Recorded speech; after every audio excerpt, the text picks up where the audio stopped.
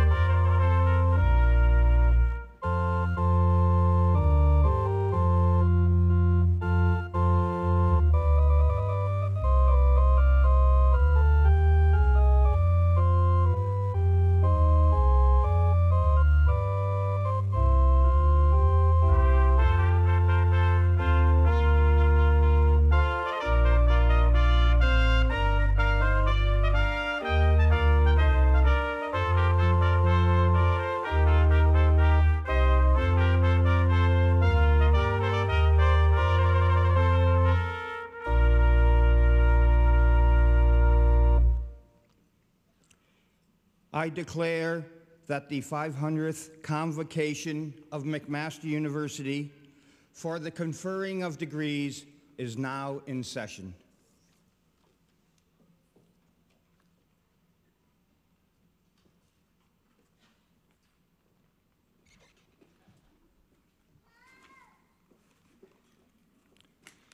Good afternoon. My name is Dr. Peter Smith, Acting Provost and Vice President Academic of the University. This afternoon, I have the great pleasure of acting as your Master of Ceremonies and of welcoming you all to our Convocation ceremony. Before we start our formal program, may I first ask everyone in the hall to switch off any electronic device that may ring during the ceremony. Thank you. I would like to now call upon our Chancellor, Dr. Linton Wilson, to make his own welcoming remarks.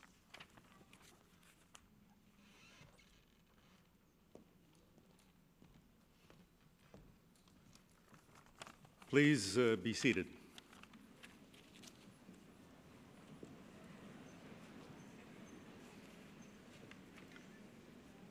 Good afternoon, a very good afternoon to you all. President and Vice Chancellor, Provost, Dean Kelton, our honorary graduand, members of the Platform Party, ladies and gentlemen, and graduates. A very warm welcome to this 500th Convocation of McMaster University.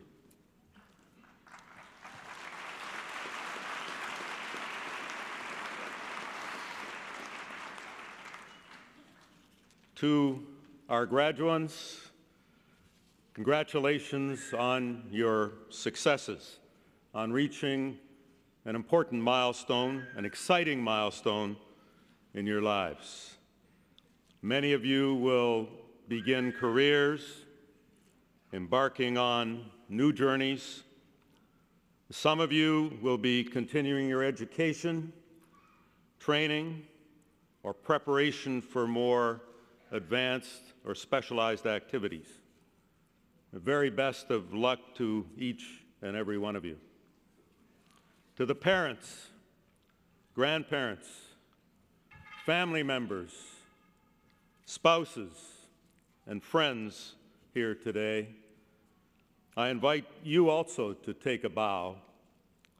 You can be proud of the roles you have played in the accomplishments being recognized in this convocation. To our faculty and staff, today marks tangible recognition of your efforts, particularly the successes of your students evident in this ceremony. Thank you and congratulations. This is a day of celebration. I wish all of you an enjoyable afternoon. Thank you.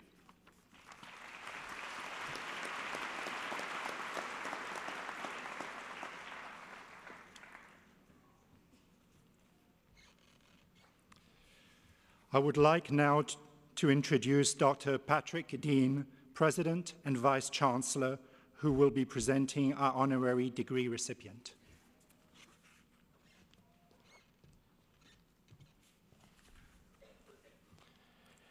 Mr. Chancellor, by the authority of the Senate of McMaster University, I have the honor to present Michael Cousins.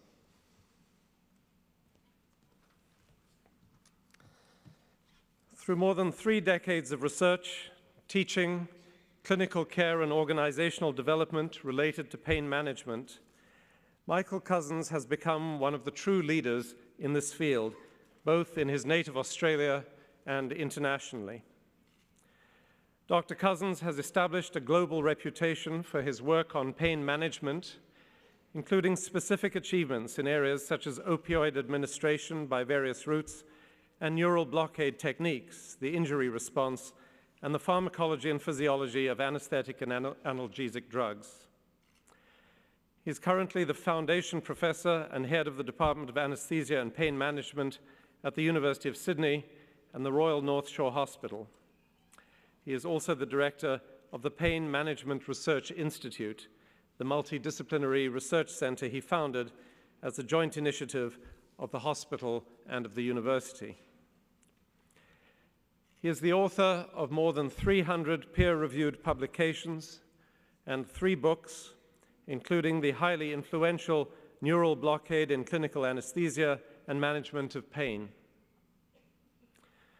One of his journal publications, a review he co-authored with L.E. Mather in 1984, is the most cited reference of the last 60 years in the journal Anesthesiology. He is also a leading advocate for the acknowledgement of pain relief as a universal human right. Dr. Cousins has served and led his profession with great distinction. He was the founding president of the Australian Pain Society and founding dean of the groundbreaking Faculty of Pain Medicine at the Australian and New Zealand College of Anaesthetists. From 1987 to 1990, he was the president of the International Association for the Study of Pain, and he has also been president of the Australian and New Zealand College of Anaesthetists and the chair of the presidents of medical colleges. He was a councillor for both the National Health and Medical Research Council of Australia and the Australian Medical Council. He was the driving force behind the National Pain Summit of Australia and chairman of the Joint Advisory Committee on Pain Medicine of the College of Anaesthesia. As chair of the Executive Committee for the Australian National Pain Strategy, Dr. Cousins played an instrumental role in defining and creating Pain Australia, a network of healthcare, consumer, and other organizations formed to facilitate the implementation of the strategy. He chaired the working party that developed Australia's first evidence-based medicine guideline on the management of acute pain, and in August 2010, he chaired the first International Pain Summit in conjunction with the World Congress on Pain in Montreal. A Fellow of the Faculty of Anaesthetists of the Royal Australian College of Surgeons, Dr. Cousins is a member of the Order of Australia and an honorary member of the International Association for the Study of Pain and of the Pain Society of Great Britain and Ireland. Mr. Chancellor, Michael Cousins is a groundbreaking researcher, clinician, teacher, and advocate. He has helped countless patients, both through his own clinical work and through the innovations he has brought to healthcare providers around the world through his research. He has played a keystone role in raising the profile of this important medical specialty, and he has been a leader in helping to provide the proper context for pain within our understanding of the human experience. For these contributions, Mr. Chancellor, I ask that you confer upon Dr. Cousins the degree Doctor of Science, honoris causa.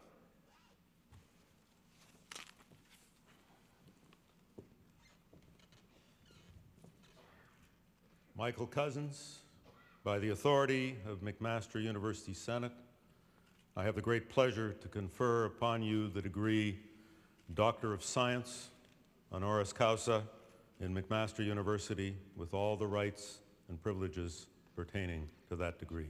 Congratulations to you. Come and sign the register. Go ahead.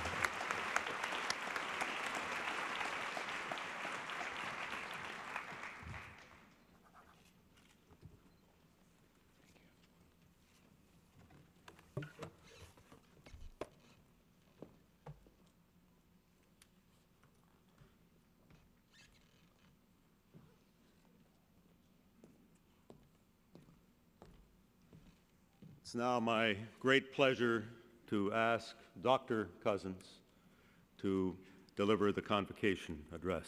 Dr. Cousins.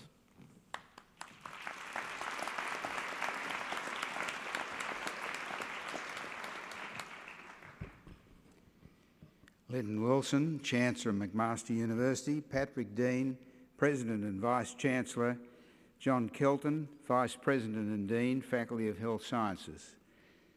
Thank you very much for the great honour you have bestowed upon me. Well, good afternoon, everyone, and congratulations to all graduates and to your families and friends who have supported your efforts to reach your goals. I have a particular message to those of you who will be pursuing a clinical career in healthcare.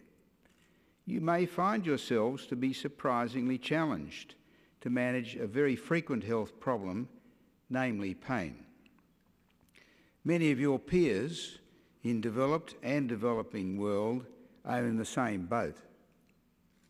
In 2012, how could this have come about? And what is being done to address what should be a high priority in healthcare? As you will hear shortly, McMaster is playing a leading role. Before I answer these two questions, a small sidetrack of relevance to pain and to Canada. During my specialist training, I realised that patients under my care who had severe acute pain after surgery did not do well, and my professor of surgery agreed. He helped me to obtain a fellowship at McGill University, Montreal in 1969 to work with Philip Bromwich, a world expert in post-operative spinal epidural pain treatments. Also at McGill, I met Professor Ronald Melzack and his collaborator, Patrick Wall, from University College London, UK. Together, they had proposed a new theory, the gate control theory of pain, published in the journal Science in 1965. This theory revolutionised basic and clinical pain research and also stimulated the development of several new treatments. It now has more citations than the publication in Nature by Watson and Crick on the double helix structure of DNA. Advice to new graduates: go west or east if necessary, as in my case, to follow your passion. Melzack and Wall's theory proposed that pain increased or decreased via opening or closing a so-called gate system in the spinal cord and brain, now called neuroplasticity. Such neuroplasticity helped to explain how physical, psychological, and complex environmental factors can all play a key role via the gate in influencing the complex experience that we now recognise as pain in humans. Well, this was all new to me in 1969, and in the short space of 1 year, I suddenly found that I was immersed in the problem of undertreatment of all pain, not just post-operative pain. I continued in this field for the next 43 years, a long journey to real action. Advice to new graduates: if you become interested in an unsolved health problem, seize the opportunity to help resolve this and stay with it. Subsequently, while I worked at Stanford University, I met Professor John Bonica of the University of Washington, Seattle. He was the founding father of the specialist field of pain medicine and champion of the team approach to assessment and treatment of pain. Bonica was one of the first to suggest that chronic pain may become a disease in its own right. This has been a focus of some of my own research group's work. In 2009, we reported that patients with spinal cord injury and pain have unique neuroanatomical changes in their brains that are correlated with the severity of their pain, evidence of pain-related brain pathology. Last month, we reported the first neurophysiological recordings from spinal cords of patients with chronic pain. This will permit further insights into the disease process of chronic pain.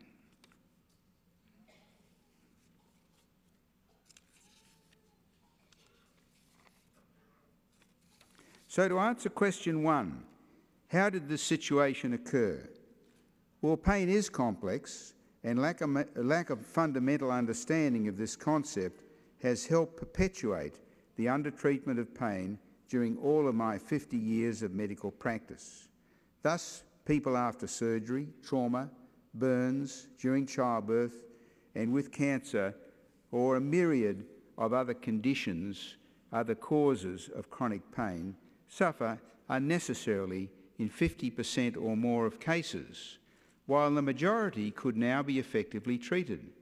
Sadly, undertreatment of pain has not been on the health care reform agenda until recently. So to answer question 2, what is being done? At the end of April this year, I was a keynote speaker at the first Canadian Pain Summit in Ottawa, where a national pain strategy was endorsed to enable major progress in research, education, and treatment of all forms of pain. The concept of chronic pain as a chronic disease was strongly supported. In 2014, Canada will commence a specialist training and accreditation program in pain medicine. Here at McMaster University, a major step has already been taken with the founding of the Michael de Groot Institute for Pain Research and Care and the National Pain Centre under the direction of Foundation Professor Norm Buckley. Also, the McMaster Health Forum has held a stakeholder dialogue on pain in 2009 and 2011 to firstly identify key issues and secondly to provide evidence for the efficacy of various treatments of pain. Over the last 25 years, as evidence has started to accumulate regarding the devastating physical and emotional consequences of unrelieved pain, including suicide, I began to publish papers describing pain relief as a human right.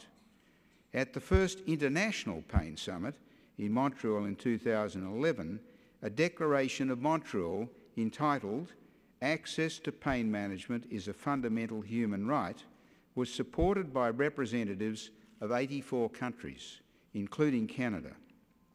The declaration was part of an editorial in the journal Pain in December 2011, authored by myself and a Canadian, Professor Mary Lynch of Dalhousie University, and another Canadian, Professor Margot Somerville of McGill University, who is a Professor of Ethics, Law and Medicine, made important contributions.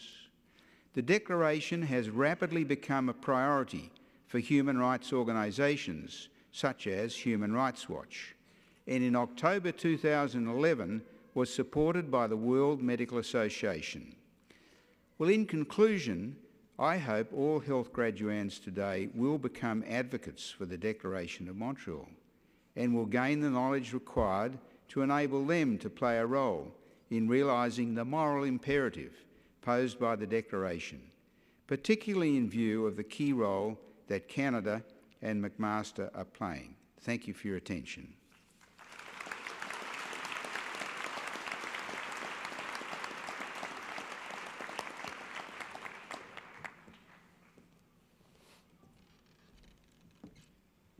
Thank you very much, Dr. Cousins. Your life's work and your words today are inspirations to graduates here, graduands, and people working in the field in this country. One thing interests me. I have colleagues in the business community who seem to suffer pain after precipitous and prolonged market slumps. Is there anything you could suggest that they might be able to do about that? Out of your field? I'm sure it is. Congratulations. Glad to have you as an alumnus of McMaster University, and many thanks.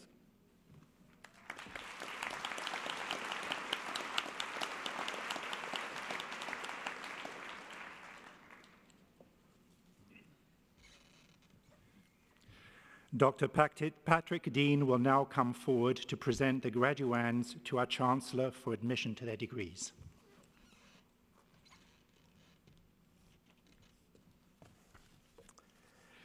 Will the graduands please stand?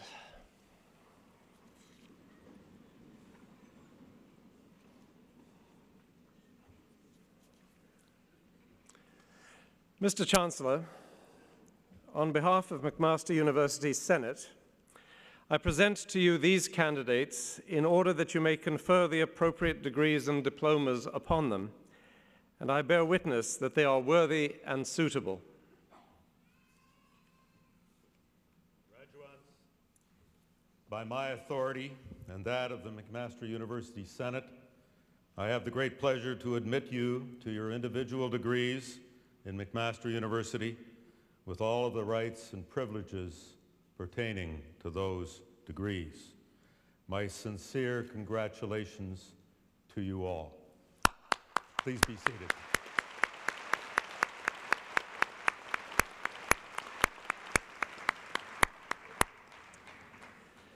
Mr. Chancellor, on behalf of McMaster University Senate, may I also request that you confer the appropriate degrees in absentia upon all those candidates who have successfully completed the required course of study but who are not present.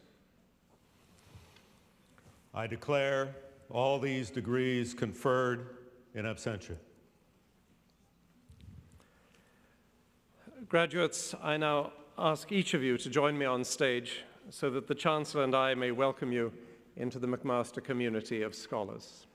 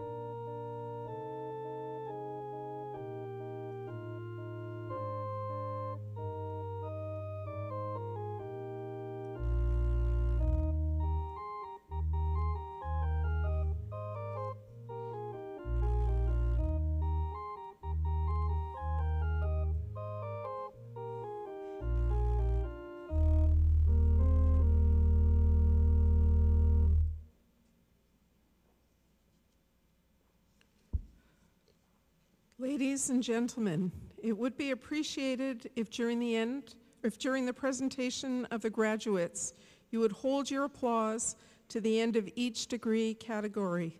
Thank you. Mr. Chancellor, may I present to you the following graduates of the degree Doctor of Philosophy: Aisha Abdulatif Al-Jarala.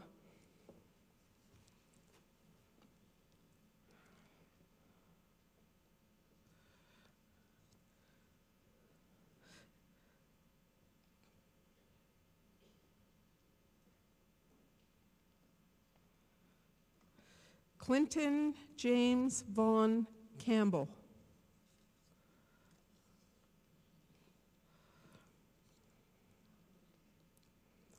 Colin A. Cooper.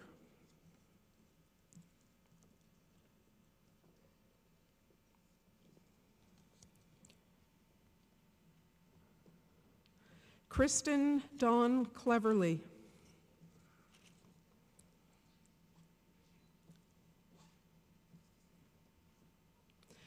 Janice Margaret Pogue.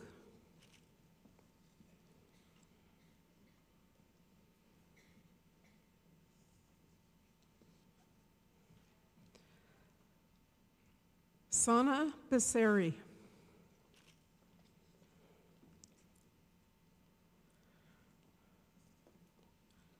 Mark Colangelo.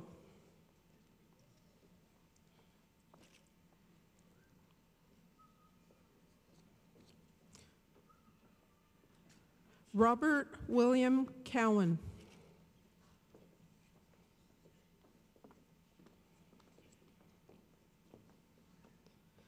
Karen Ann McVeigh Neufeld.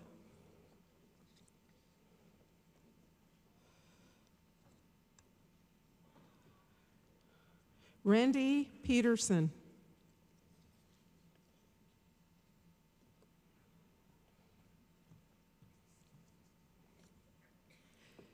Giuseppe Pino.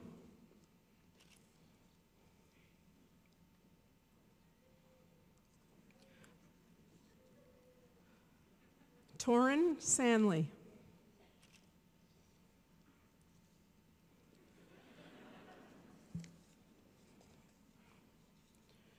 Christopher Blair Stone.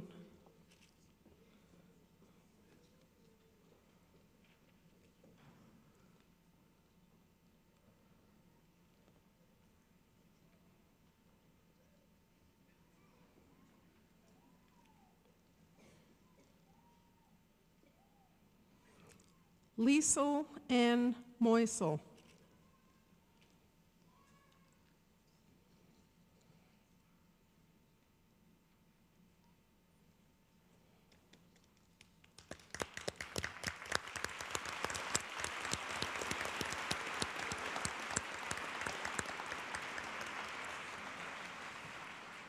Mr. Chancellor, may I present to you the following graduate of the degree Doctor of Medicine and Doctor of Philosophy: Lindsay Elizabeth Suzanne McGilvery.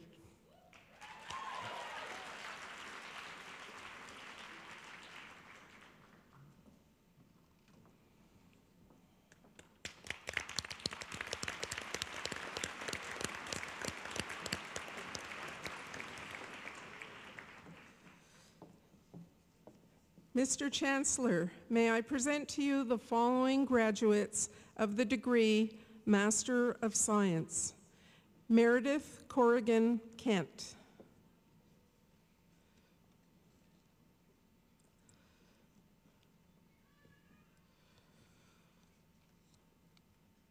Jennifer Ann Lee.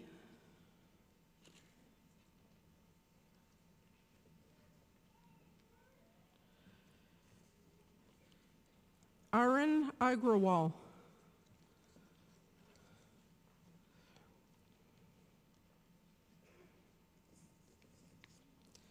Shahista Bandali.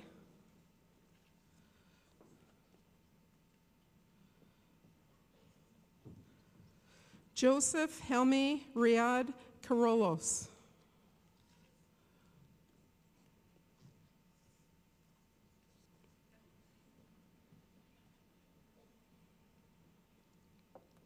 Arthur Guijaro Manzan.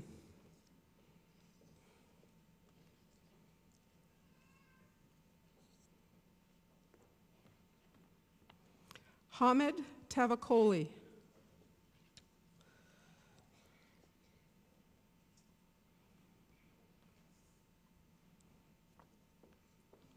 Melissa Martinez Leo.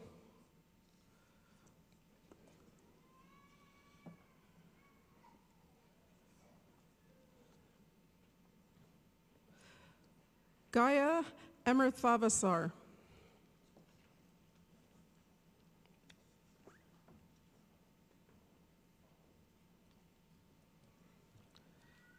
Laura Dysart.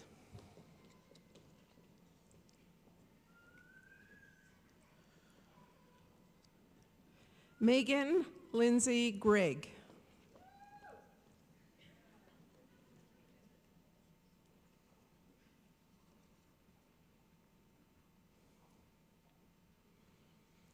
Tamana Hafid.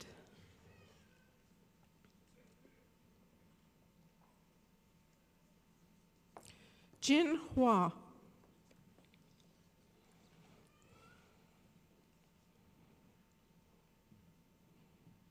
Alarun Kemi Nafisat Ismaila.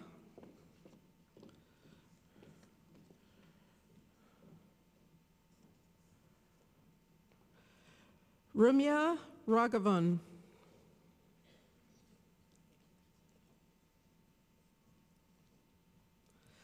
Ivan Nguyen.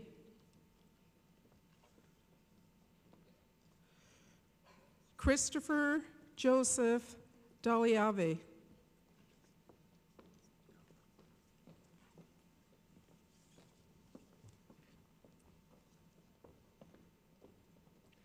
Lindsay Enid Doe-Harris.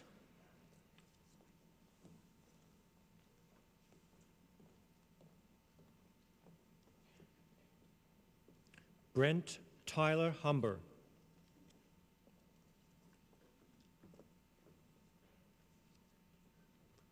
Caitlin Ann Jago.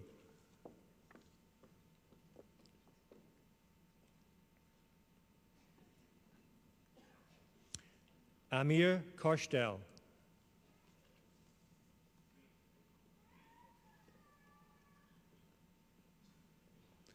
Zainab Motala.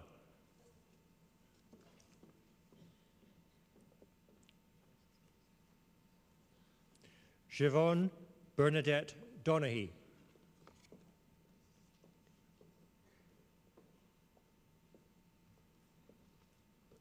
Gloria Elizabeth Dueck.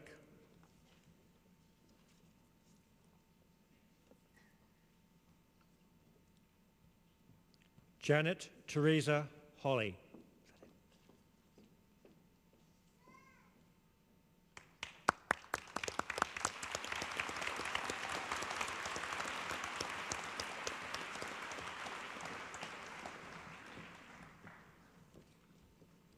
Mr. Chancellor, may I present to you the following graduates of the degree Doctor of Medicine: Christine Elizabeth Jennison Acton, Anshi Agarwal,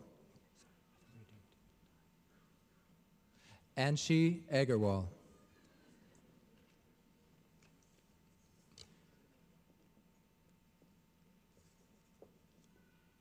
Dania Al-Badawi,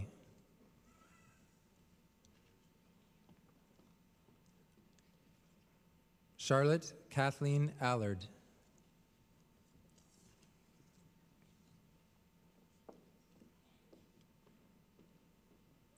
Noor Al-Alabi,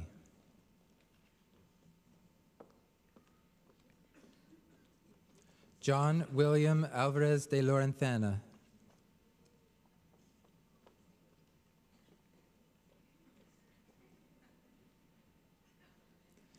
Heather Ambraska,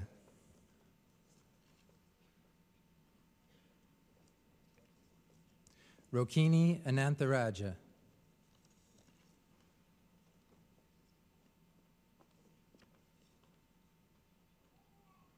Surab Aurora,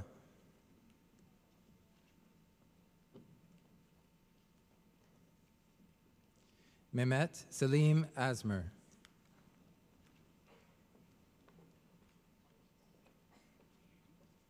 Angela Francis Asal.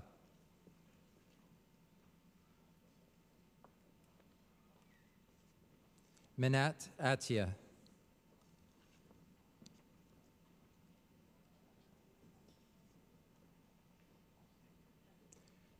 Born Louis Auguste.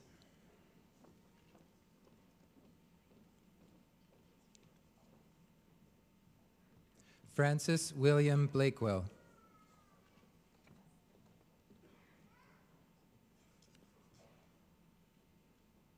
Supreet Bular.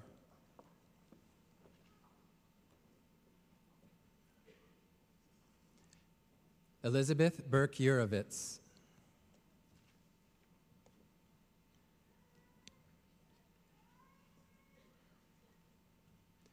Julia Alina Bogza.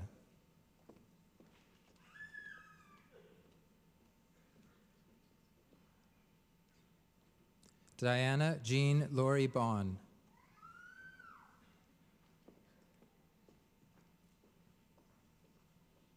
Alicia V. Bronicheski.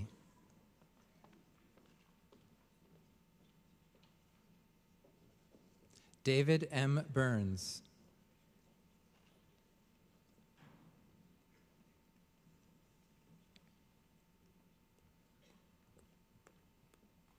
Clinton James Vaughn Campbell.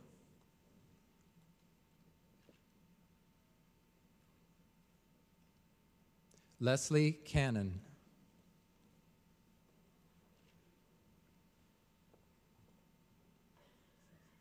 Rosemary Crystal Chackery.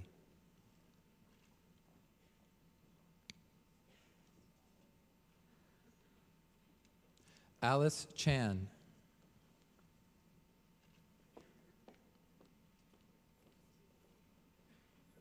Brian John Chan.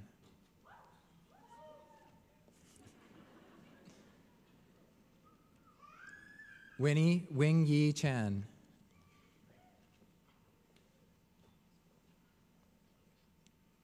Jerry Chen.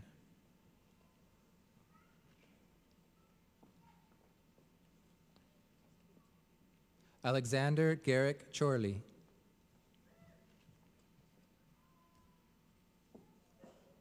Mark Daniel Cicero.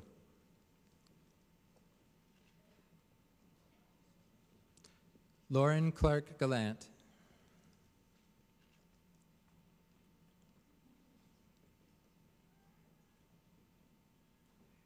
Sarah Marie Campo.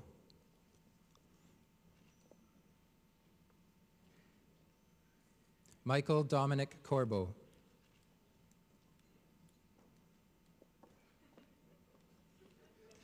Colleen Cordukes.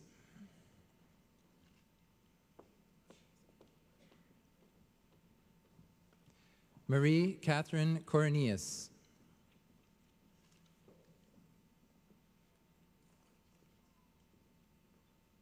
Nathalie Corriveau.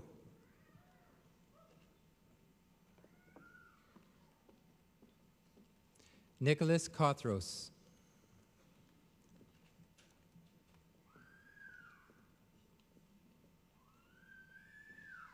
Nicola Andrea Crawford.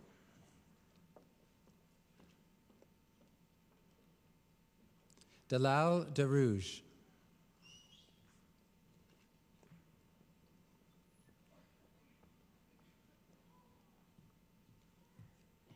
Laurence Dales.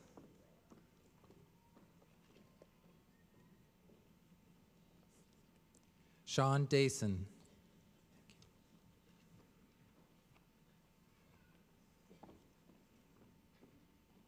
Andrew Davis.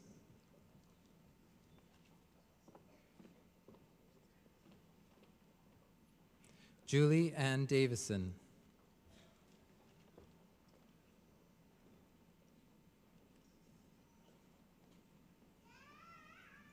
Darren Lucien Dessau.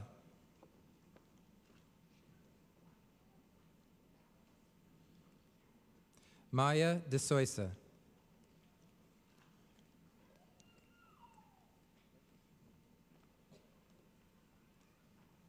Mariam Diria.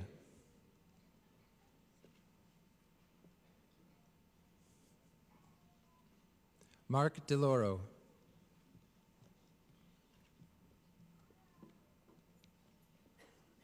Joanna Colleen Dion.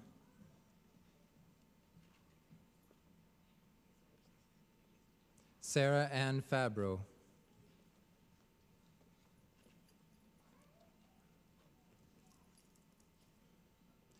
Robin Shaughnessy Fallon.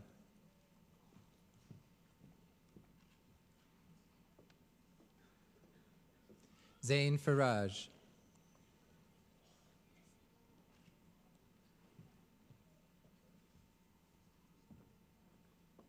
Haley Rachel Fishman.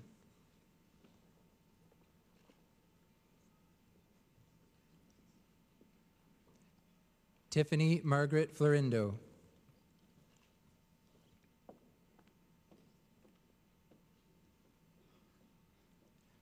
Brendan John Scott Flowers.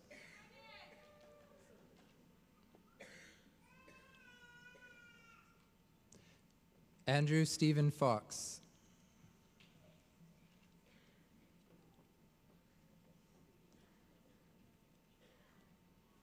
Lisa Fu.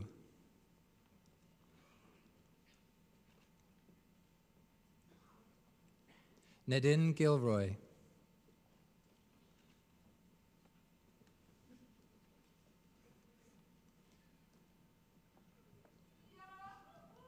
Christopher Elias Graybeal.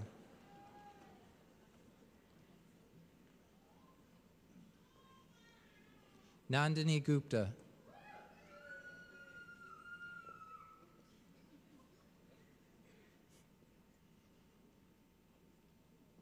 Ashley Mary Heaslip.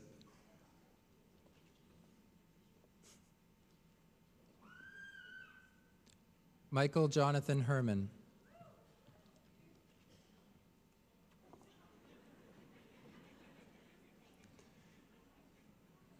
Caitlin Christine Hesketh.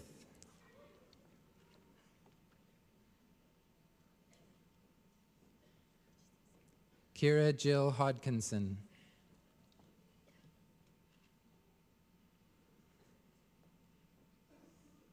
Nicole Stacy Holm.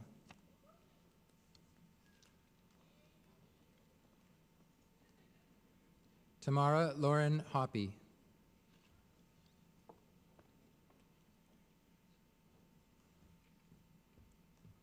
Brianna Howarth.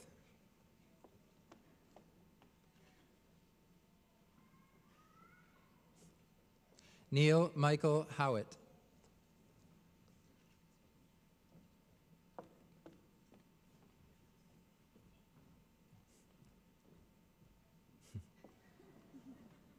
Kyle Daniel Hunt.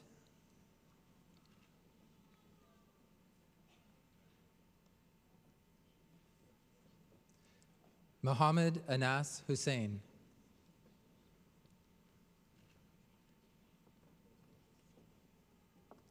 Christine Mary Shukri Ibrahim.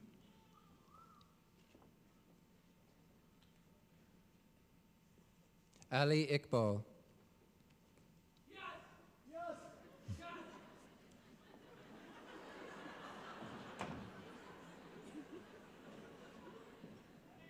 Ted Grant Jackson.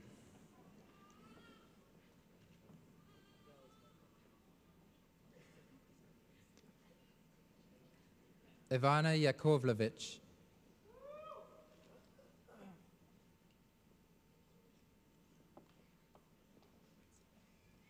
Jessica Jiang.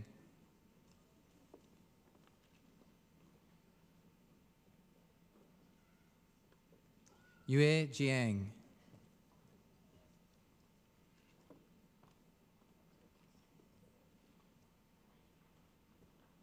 Richard Brent Johnson.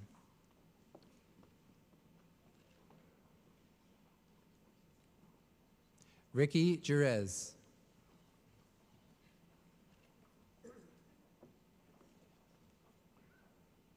Navya Kaladindi.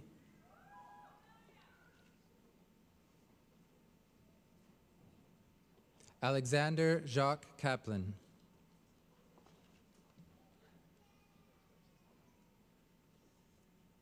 Abdul Wahab Khan.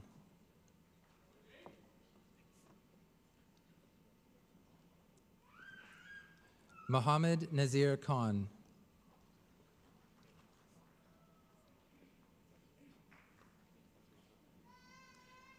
Sujin Kim.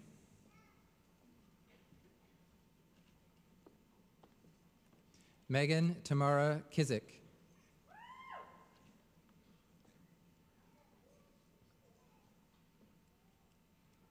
Hillary Brooke Klassen.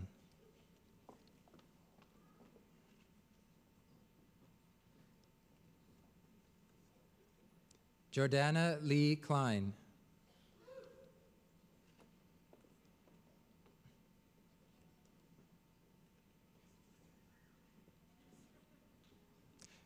Gregory Christopher Knapp.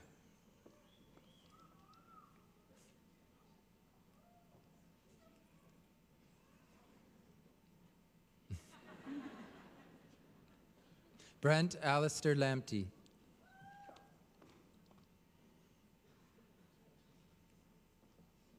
Tiffany Y. May Lee.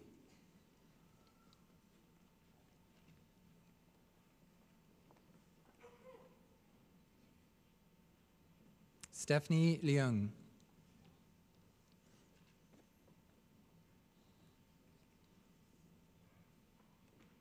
Willa Liao.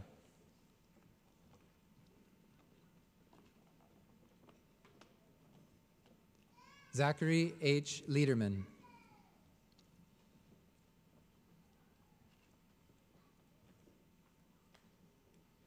C.D. Liu.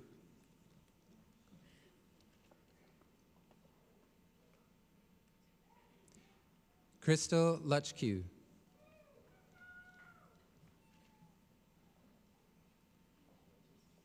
Yelena Lukovic.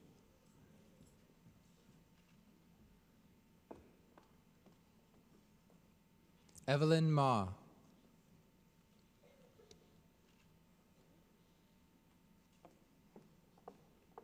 Can Ma.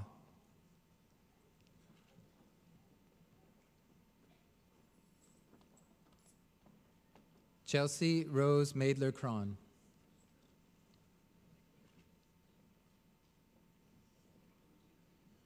Habib Majid.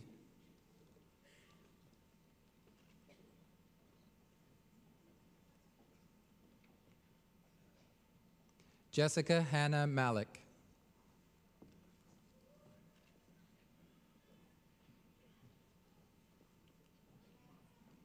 Manu Maldania.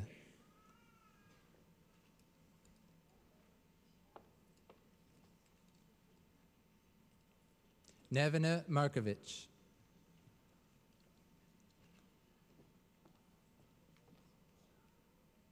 Christina Marie Martorelli.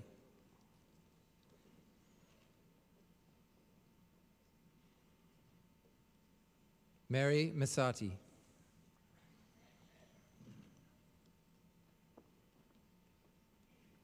Andre Alessandro Metalliano.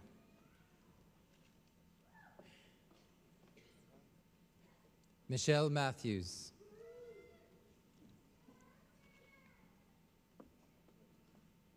Carrie Elise Mayrand.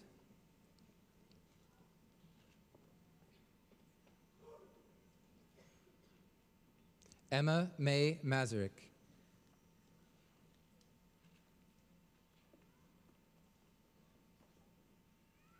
Heather Elizabeth McCarroll.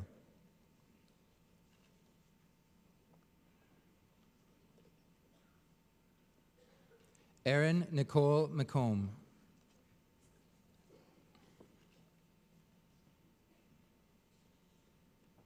Tyler Hugh McDonald.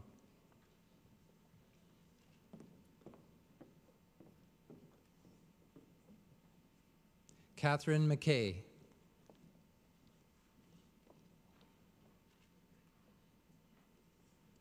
Christopher Ryan McLaughlin.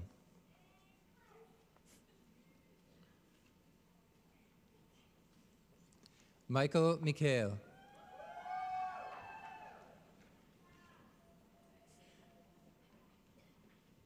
Jerson Mobo.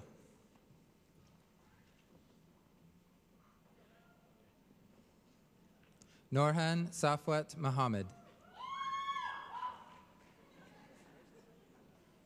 Misha Athir Moitri.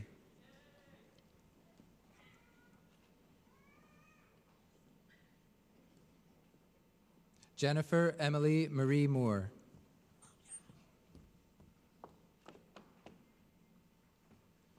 Horatio Mueller.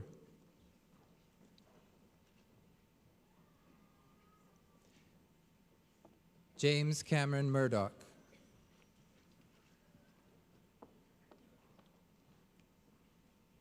Maya Nadell.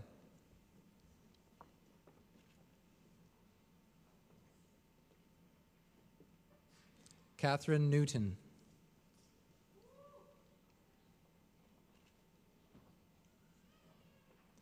Mark Richard Niglis.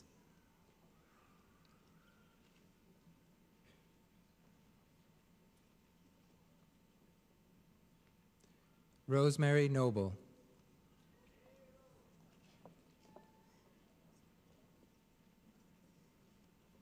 Ashley O'Toole.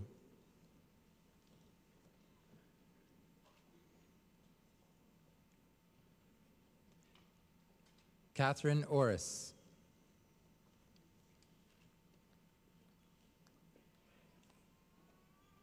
Laura Orlando.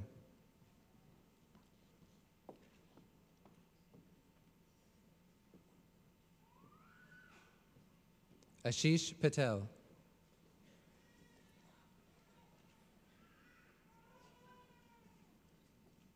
Alexandria Christine Peel.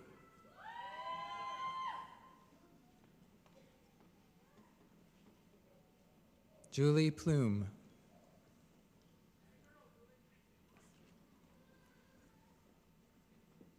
Elizabeth Poon.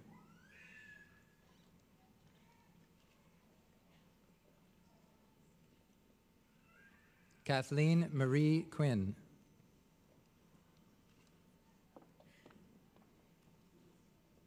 Stephanie Marie Quinn.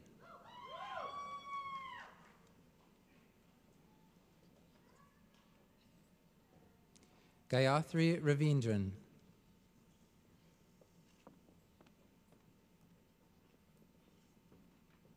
Kylie Justine Redicop.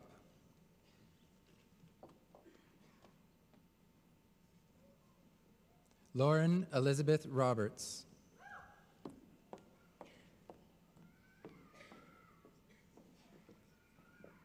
Gail Robson.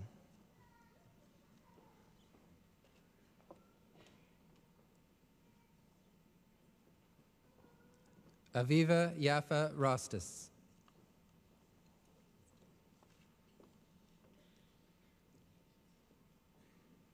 Miguel Angel Russo.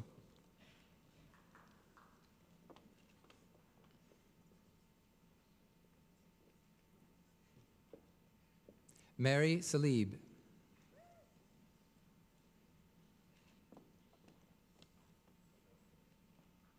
Audi Francesca Settiadi.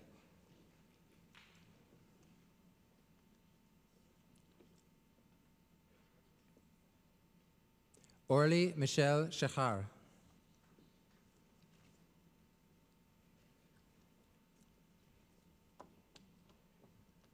Samir Sheikh.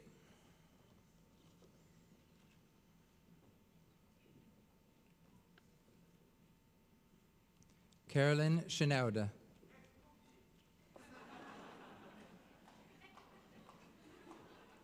Shazli Shetwala.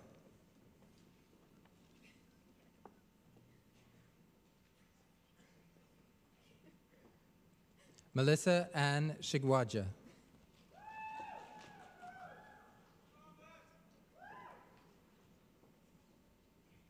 Ala Sidamed.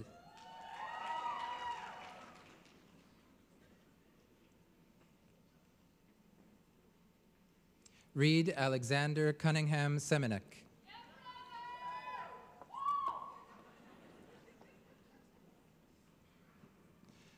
Janet Simons.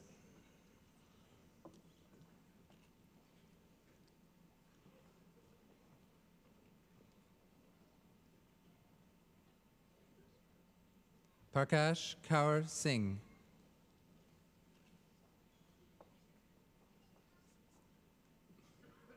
Nicole Brittany Sitzer.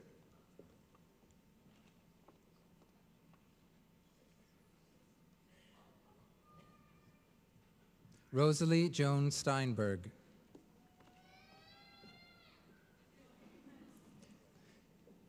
Kathleen Jennifer Taffler.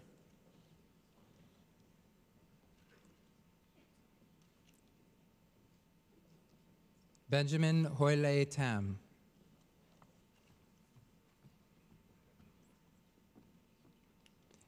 Eva Tan.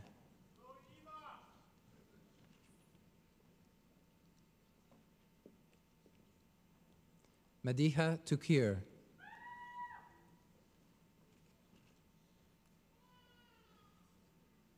Monica Armanius Toma.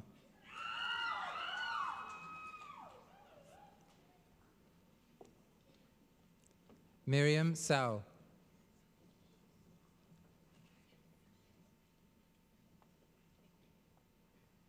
Natalia Tsai.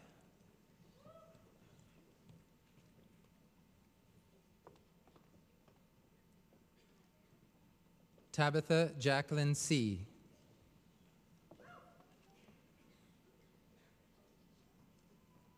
Kayla Vale.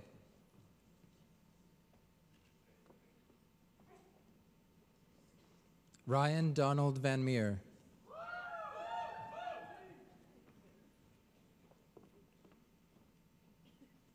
Umberto Rene Vigil.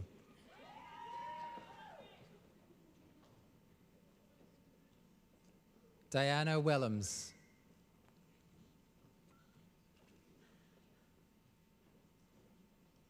Hannah Jane McFarlane Weigel.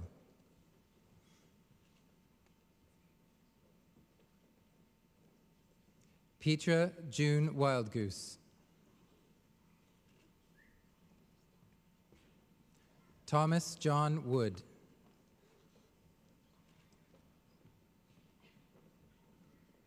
Kun Yong Su.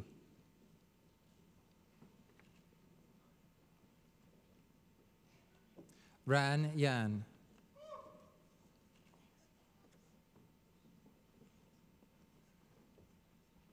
Marco Young.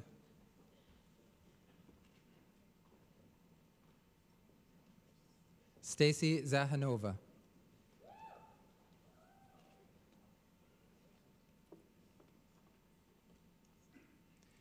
Razia Aisha Zakaria.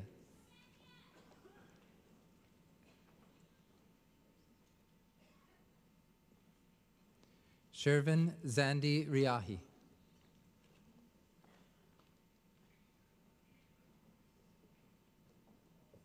Elena Zavalishna.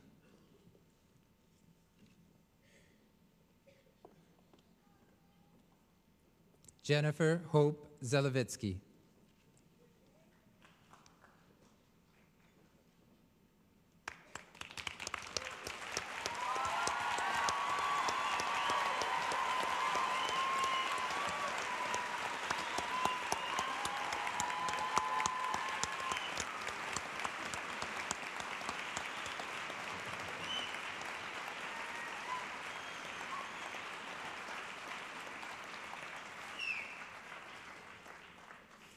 Mr. Chancellor, may I present to you the following graduates of the degree Bachelor of Health Science, Midwifery.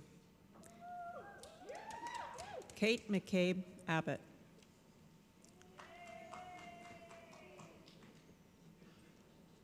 Stephanie Elizabeth Biswell.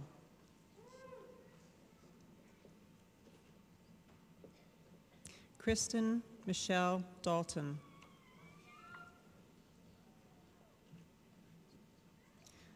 Sarah Margaret Helen Donnelly Hyde.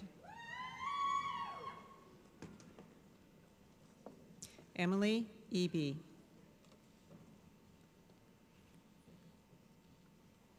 Caitlin Fisher.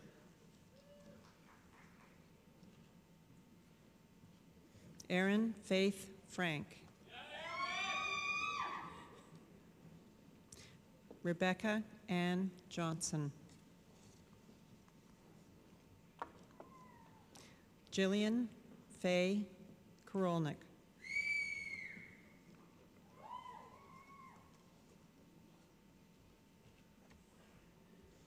Otis Krasanauskas.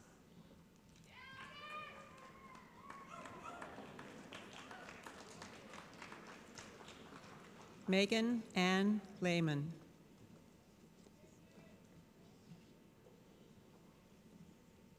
Heidi Leanne Meyer.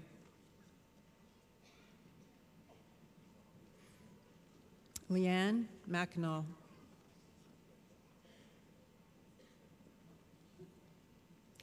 Alexandra Nikotakis Candia. Megan May Olson. Wendy Pearl.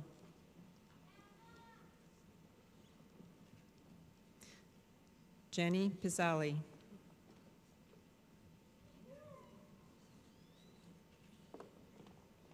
Emily Vrabach.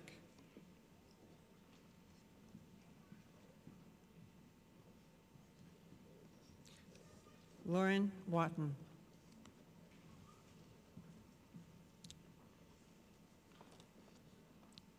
Crystal Williams.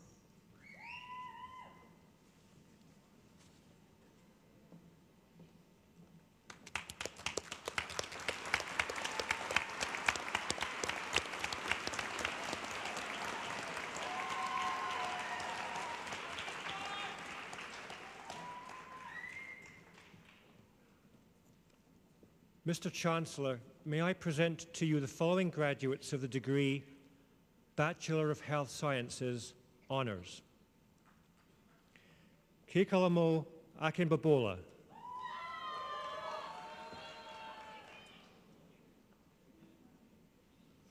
Mohsen Ali.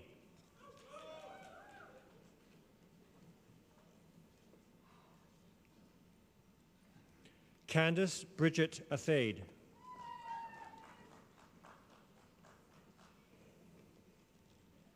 Nancy Adia.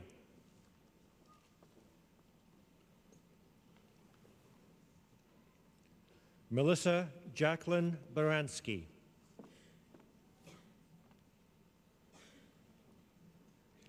Bronwyn Lee Barlow Cash.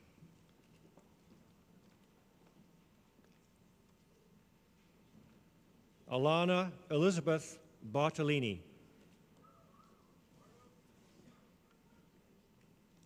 Pulak Bat.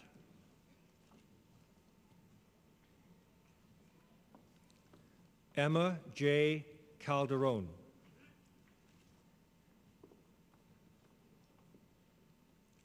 Lindsay Emma Cameron.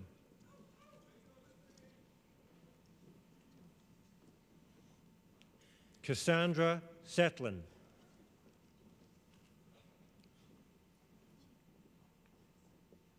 Danny Chan.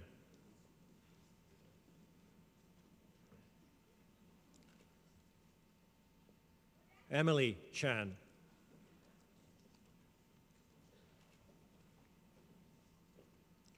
Lauren Anthony Chan.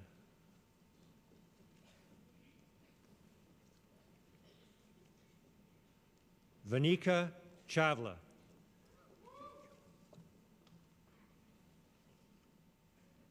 Adrian Chung.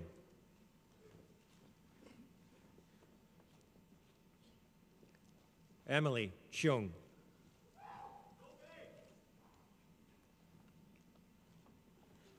Gabriel Chung.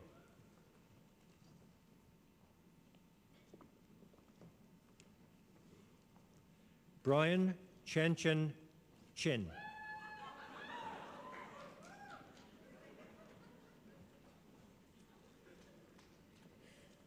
Won Young Matilda Choi.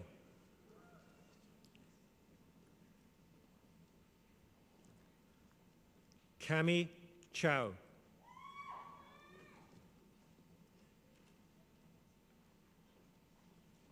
Raymond Chu.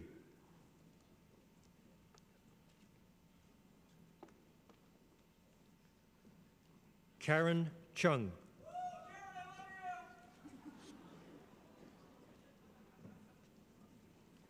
Peter Smorey.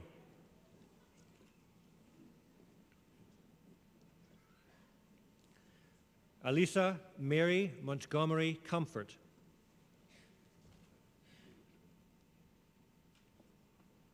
Marissa Katrina Constand.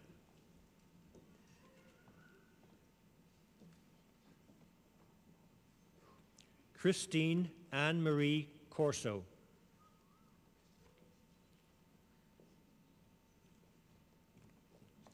Wendy Sway.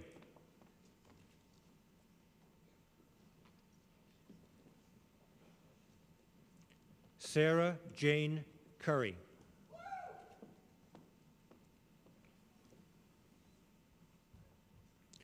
Matthew Jonathan Joseph DeMello.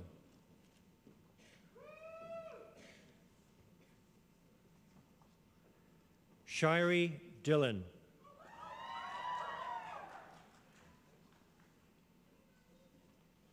Kimberly Rose Fernandez.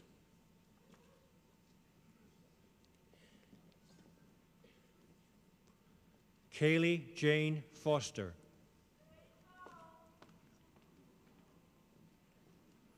Sonia Angelica Garofalo.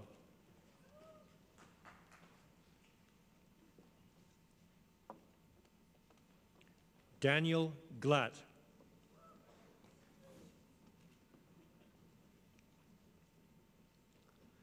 Anna Golding.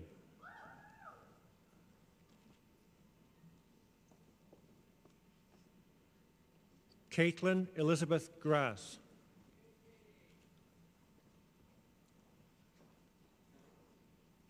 Brittany Dahlia Green. Hugh Guan.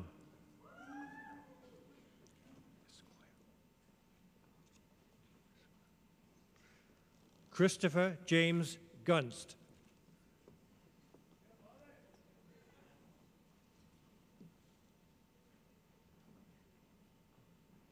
Matthew Evan Heidstra.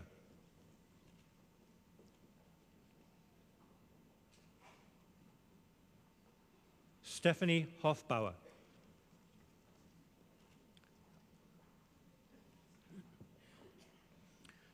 Ellie Hong.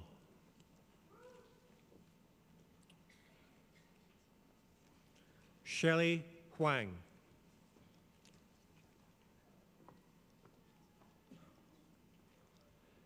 Changyun J.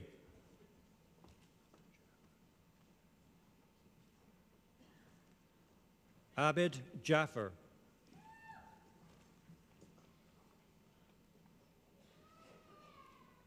Danielle Elizabeth Jerome.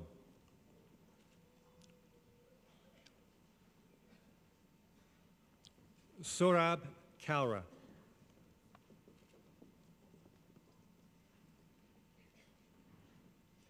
Jessica Kapralik.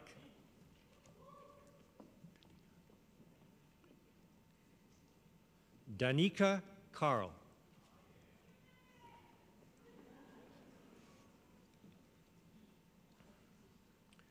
Patrick Taylor Keating.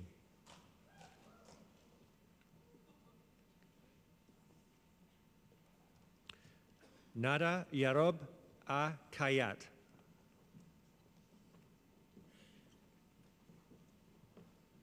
Alisa Kim.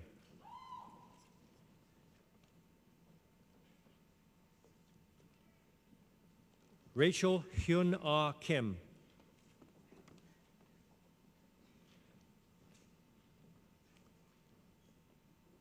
Ruth Kim.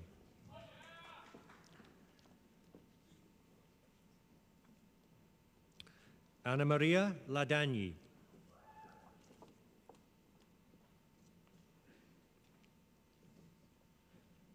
Jackie Lee.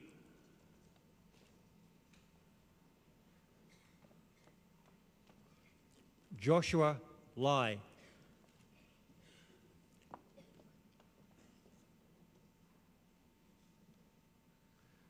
Rifan Lalji.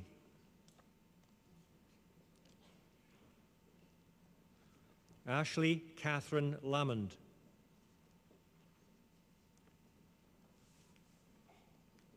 Stephanie Lau.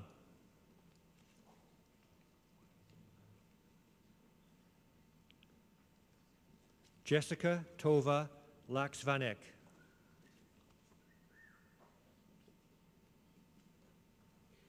Chang Lu.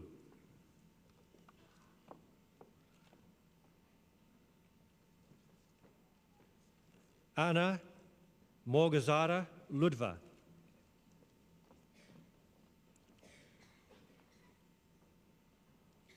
Ola Lutsev.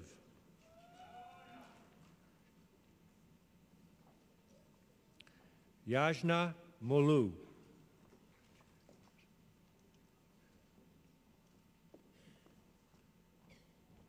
Jeanette Moores.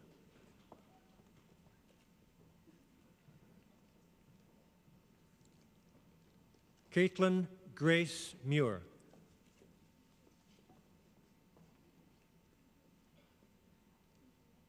Ryan Thomas Muir.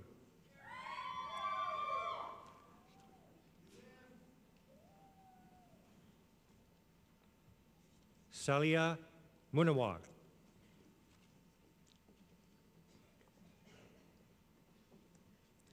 Heaton Nake.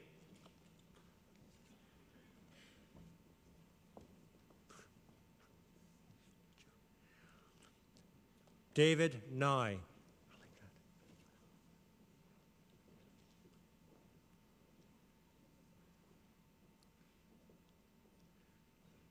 Daminjot Otal.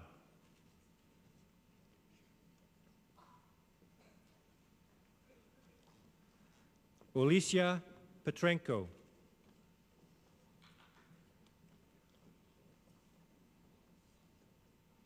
Melissa Pachanla.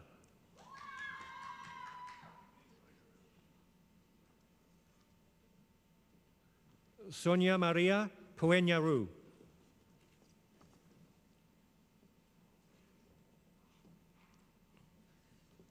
Abidur Rahman.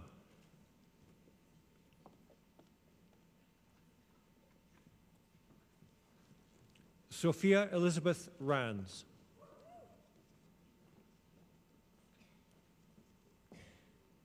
Yuna Ra.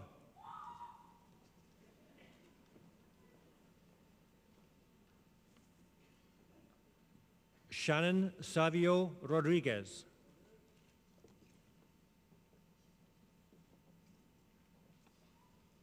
Shreya Roy.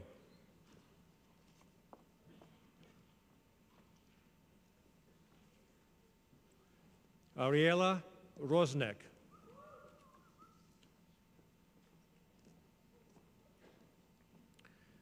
Sina Rusta Salehi.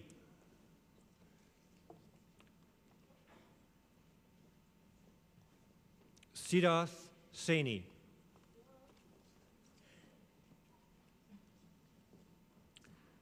Ibrahim Maher Salama.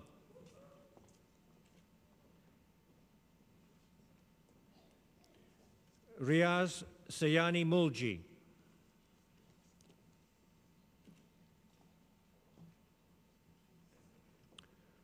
Renee Sharma.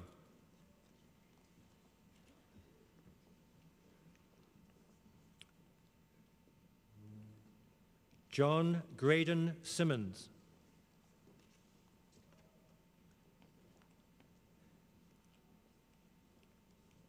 Valeen Singh.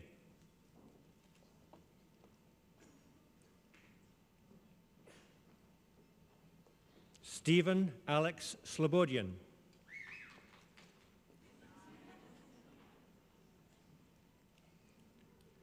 Jennifer Catherine Smythe.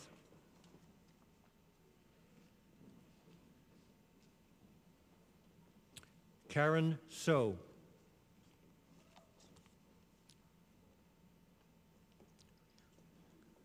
Rukia Moyoka Swale.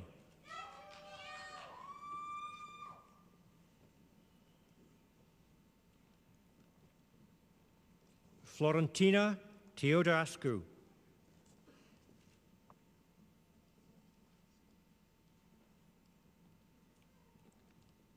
Adrian Sang.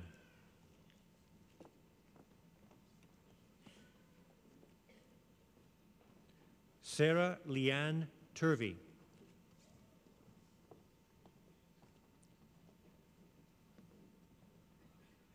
Chenhan David Wang.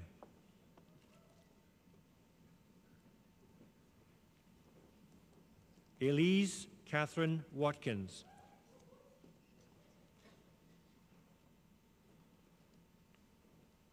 Richard Wu.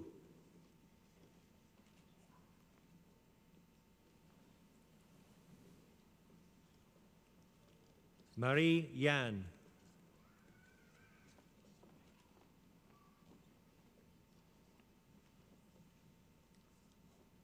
Christopher David Young.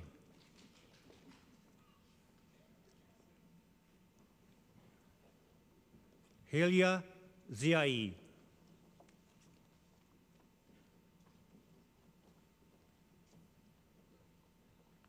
David John Zoko.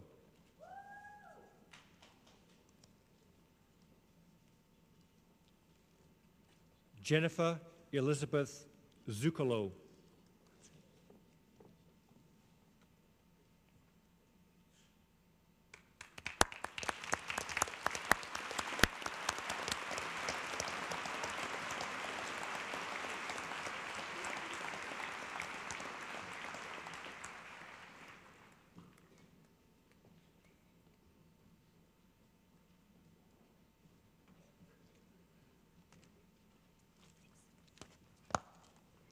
Mr. Chancellor, may I present to you the following graduates of the Diploma in Child Life Studies. Tiana Bradbury.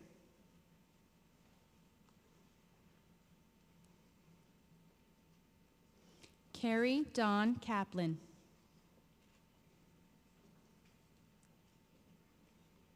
Danielle Thompson.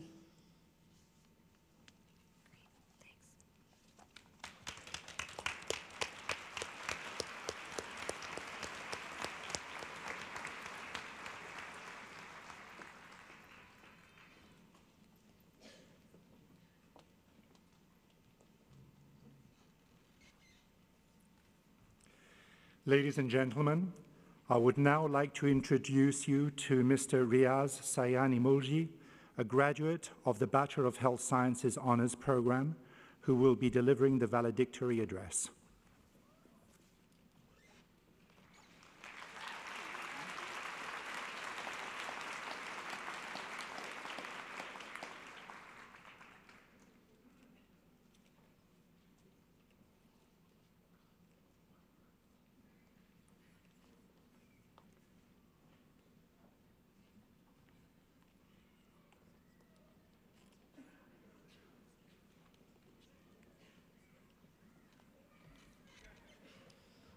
President Dean, Chancellor Wilson, Dean Kelton, Dr. Cousins, distinguished guests, faculty, friends, and fellow graduates, welcome. Today, we are gathered here to share a passion for health, a passion that brought each of us to McMaster University. Regardless of the degree that we will be graduating with from the Faculty of Health Sciences, we all share a common interest in creating a healthier world. But what do we mean by healthier world? What is health? And what can we classify as issues of health? Take a moment. Think of what the word health means to you. Let me tell you what health means to me, and I'll give you 3 examples. Not 3 blocks from Hamilton Place, there is a youth center where a transgendered youth spends most of her time. She has been beaten up on multiple occasions for being queer.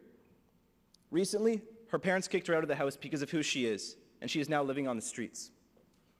Would you consider this to be a health issue? Here's another example. There is a young man who grew up in a refugee camp in Myanmar, persecuted because of his faith. His family managed to escape and settle in Canada, specifically Hamilton.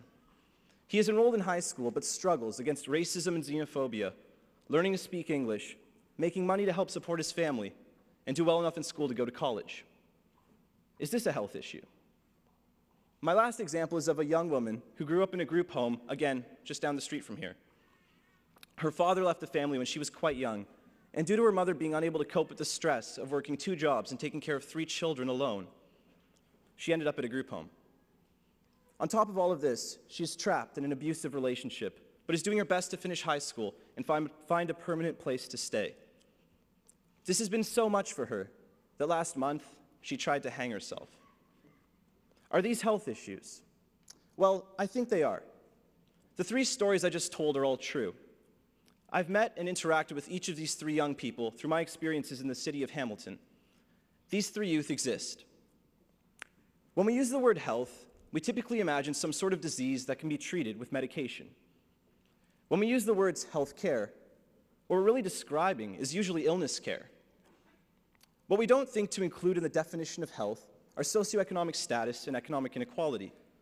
We don't think of level of education, of access to food and access to housing.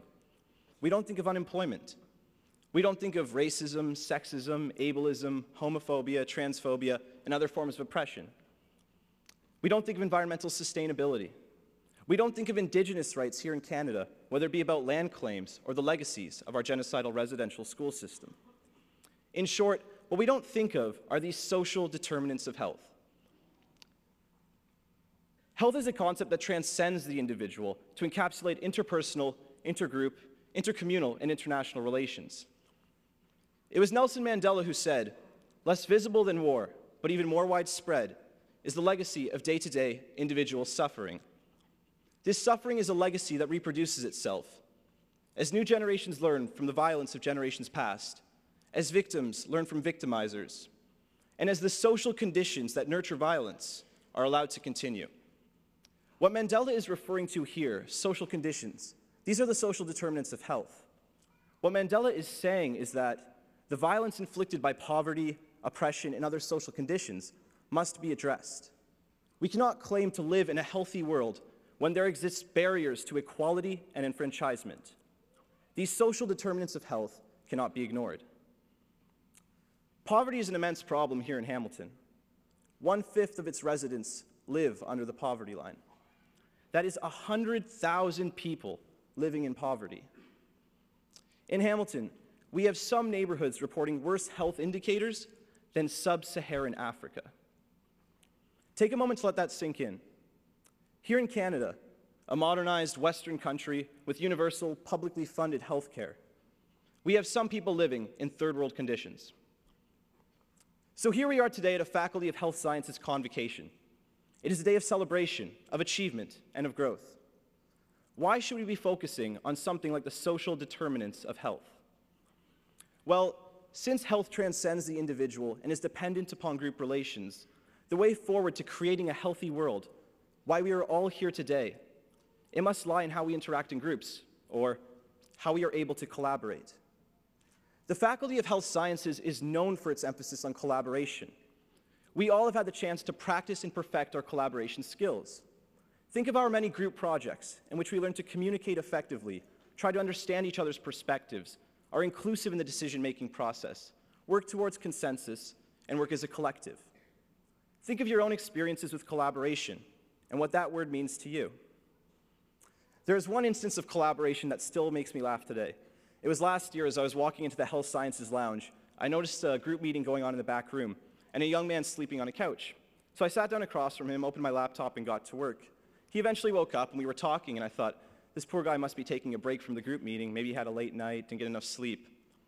So we started talking. He said, yeah, he was taking a break from this group meeting. So I said, well, how long has this group meeting been going on for? His answer, 36 hours and counting. This group meeting had been going on for so long that they were sending out group members one by one to take 6-hour sleep shifts. So to all you parents out there who hear that your kids have been out all night, maybe it's not partying, maybe it's that first-year cell biology project, I don't know.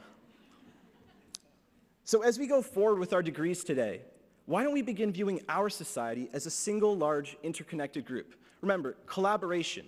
It means acting in the best interests of the group, not oneself.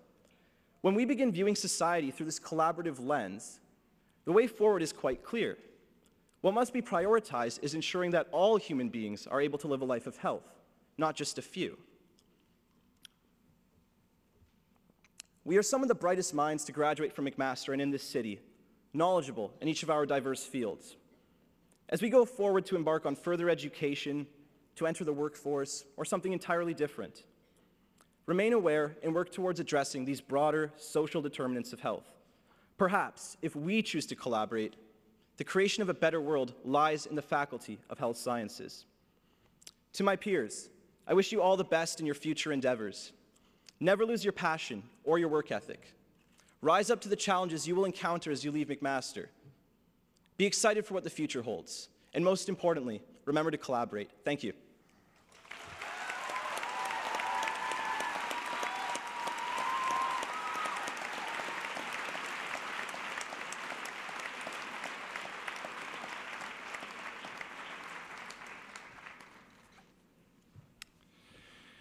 May I call upon the Dean and Vice President of the Faculty of Health Sciences, Dr. John Kelton, who will present the Governor General's Silver Academic Medal and deliver the Health Sciences Address.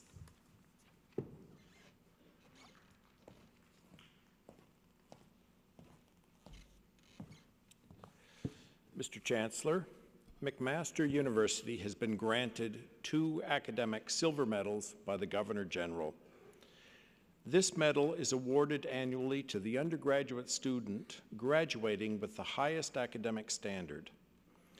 This year, Khaled Ramadan is one of 2 recipients of the Governor General's Academic Silver Medal. I ask that you and all present join me to express recognition of this achievement.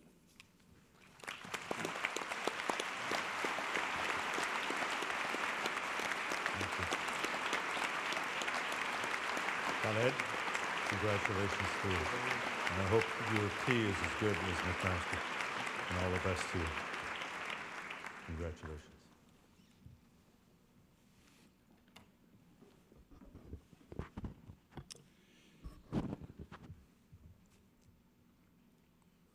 Mr. Chancellor Wilson, Mr. President Dean, Mr. Chair Buckingham, Dr. Cousins, honored guests, ladies and gentlemen, but especially graduates in Bachelor of Health Sciences, midwifery, including Canada's first male midwife, medicine,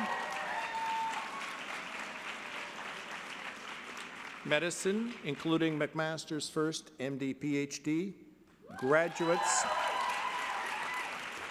graduates in child life studies, along with master's, PhD graduates in medical sciences, health research methodology, occupational health and safety.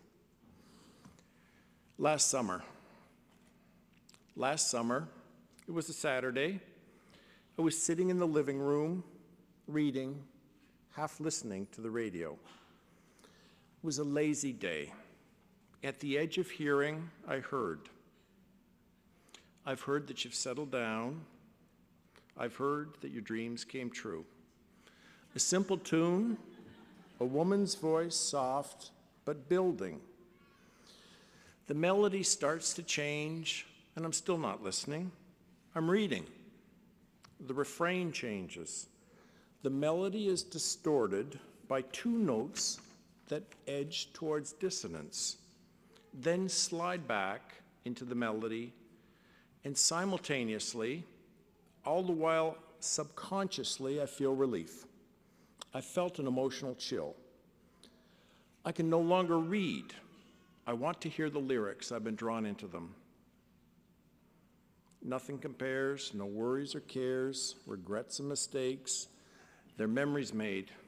Who would have known how bittersweet this would taste? At the time, what I didn't know was that I was listening to a soon-to-be famous singer, Lori Blue Adkins. What I did notice that I had experienced a strange, disturbing process. Not hearing, yet discovering the consciously unlistened to music was being subconsciously heard. What had just happened? It turns out that it's easier to explain the phenomenon at a neutral neurocognitive level than it is to explain it at an emotive, experiential level. I've been reading.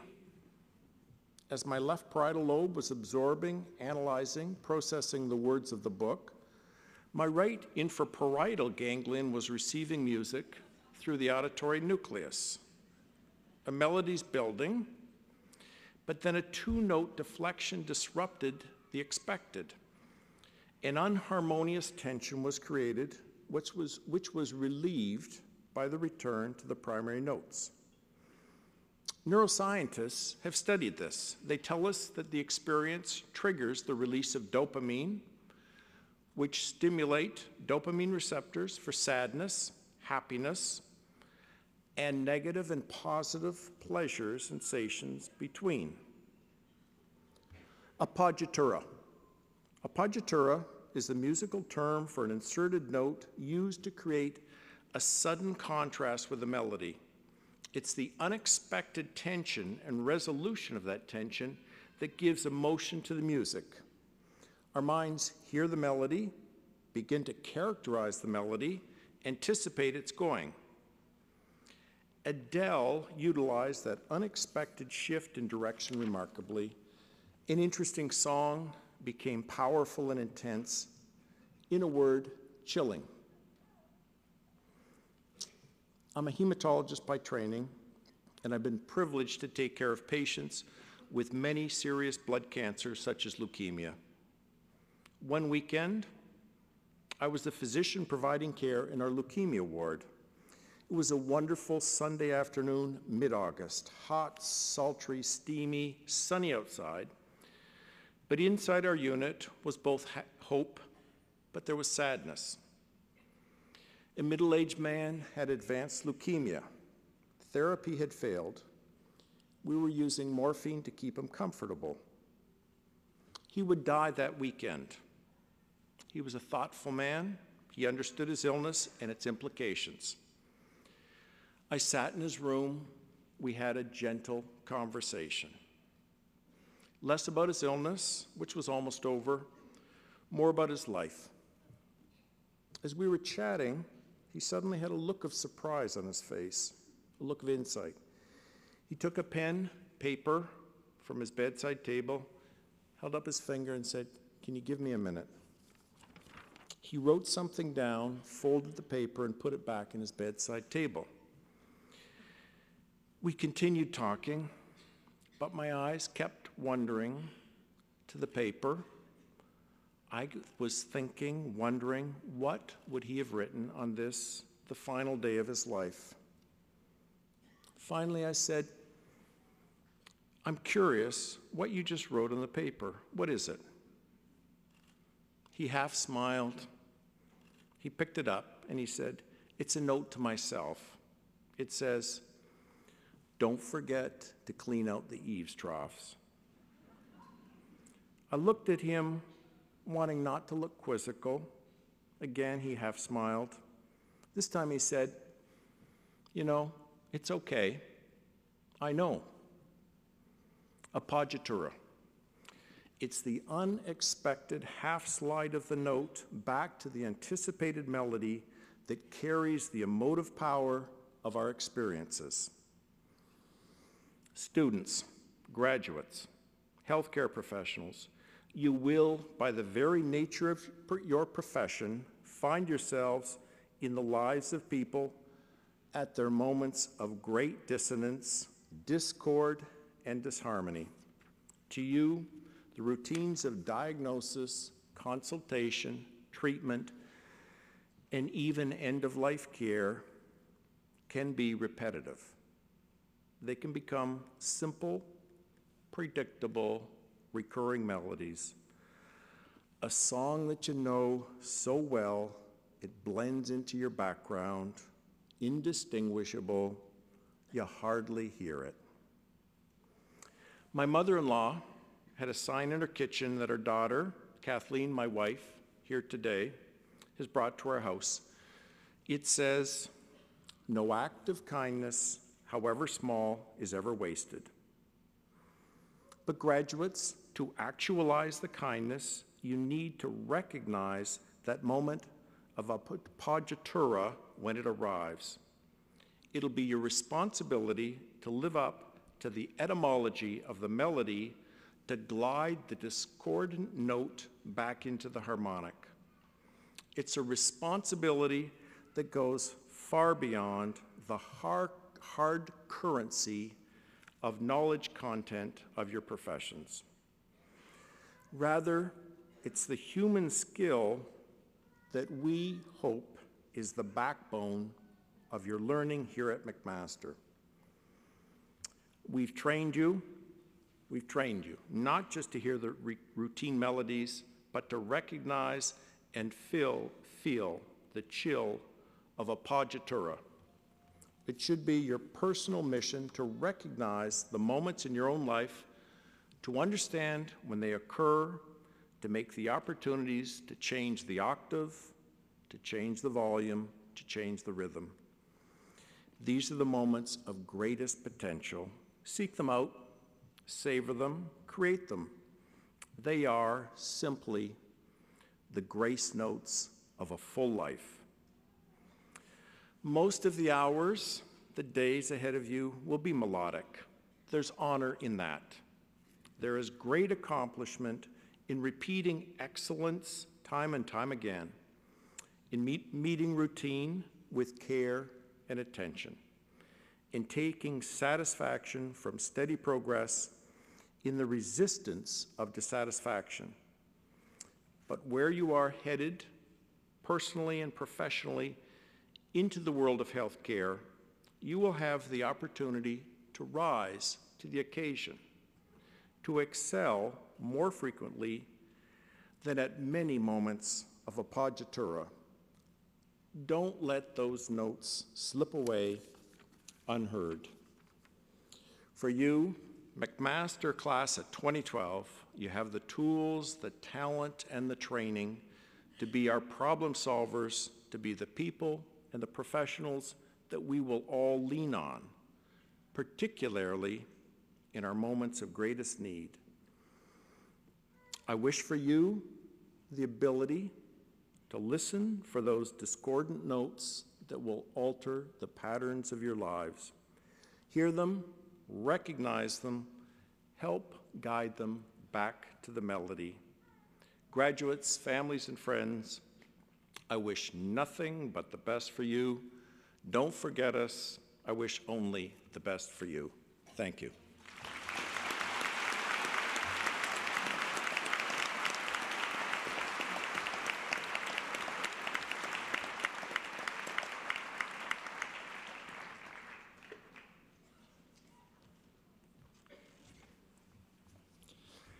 May I introduce to you Mr. Mark Stewart, a representative of the McMaster Alumni Association.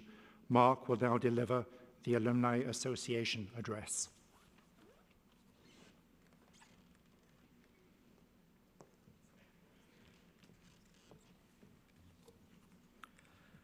Chancellor Wilson, President Dean, McMaster faculty, fellow alumni, honored guests, and members of the McMaster class of 2012.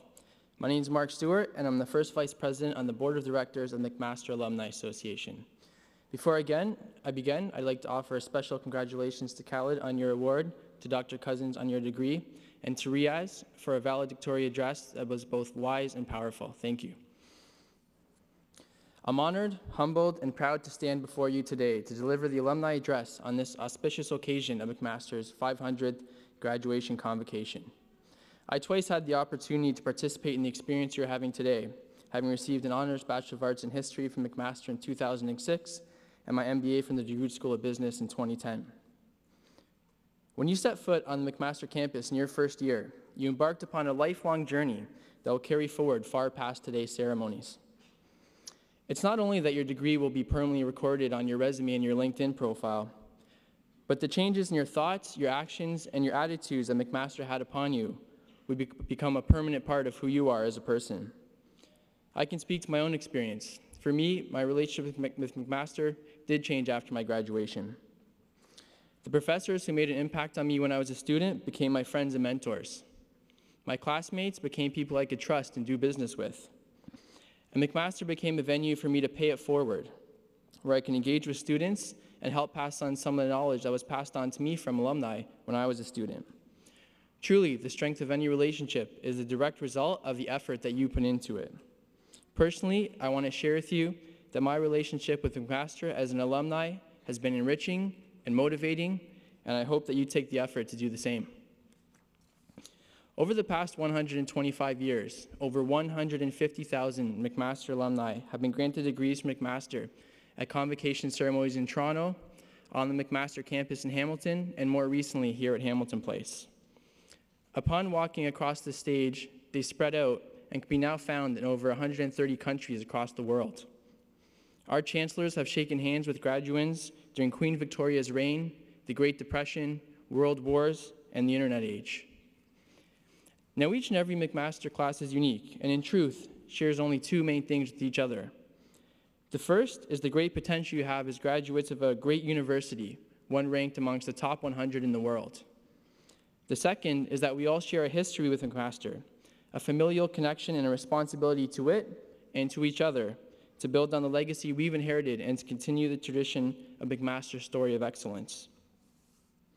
The most important thing you can do to further the McMaster legacy is to make a positive impact on the world around you. Contribute to your professions, to your community, and to your families. Your achievements reflect upon everybody else who's wearing a graduation gown today. McMaster alumni across the world are CEOs, they're executives, academics, doctors. But just as important are the McMaster alumni who have roles as mothers, fathers, neighbors, volunteers, and leaders of all types. Leadership doesn't require a title or a position, but just a willingness to take responsibility to make a difference. The other thing you can do is to stay engaged. That's why the McMaster Alumni Association is here. You have in your hands our convocation booklet, which describes the programs and opportunities you have to stay connected with your school and with your fellow grads.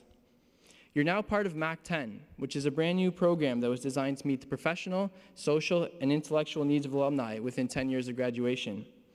MAC 10 offers events, career services, mentorship, online resources, and other ways to connect. The alumni magazine, the McMaster Times, will now begin landing in your mailboxes, and the Alumni Association is set to launch a new online community this fall. You can follow the association on email, Twitter, Facebook, and YouTube. Please make a point to send your permanent email address to alumni@mcmaster.ca, because when your current student McMaster email expires, we won't be able to reach you through that channel.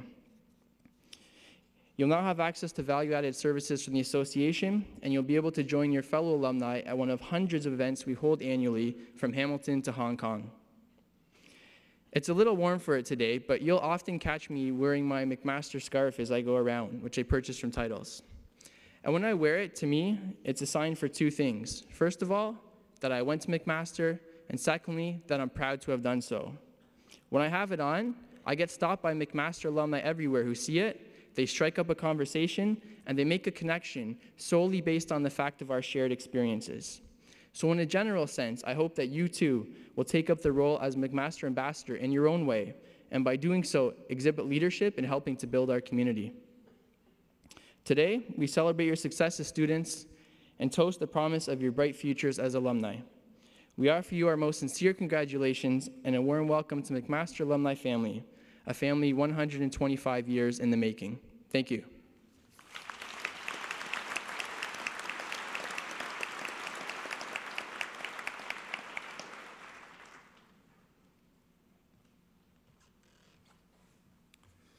May I invite Dr. Dean back to the podium to deliver his President's Address.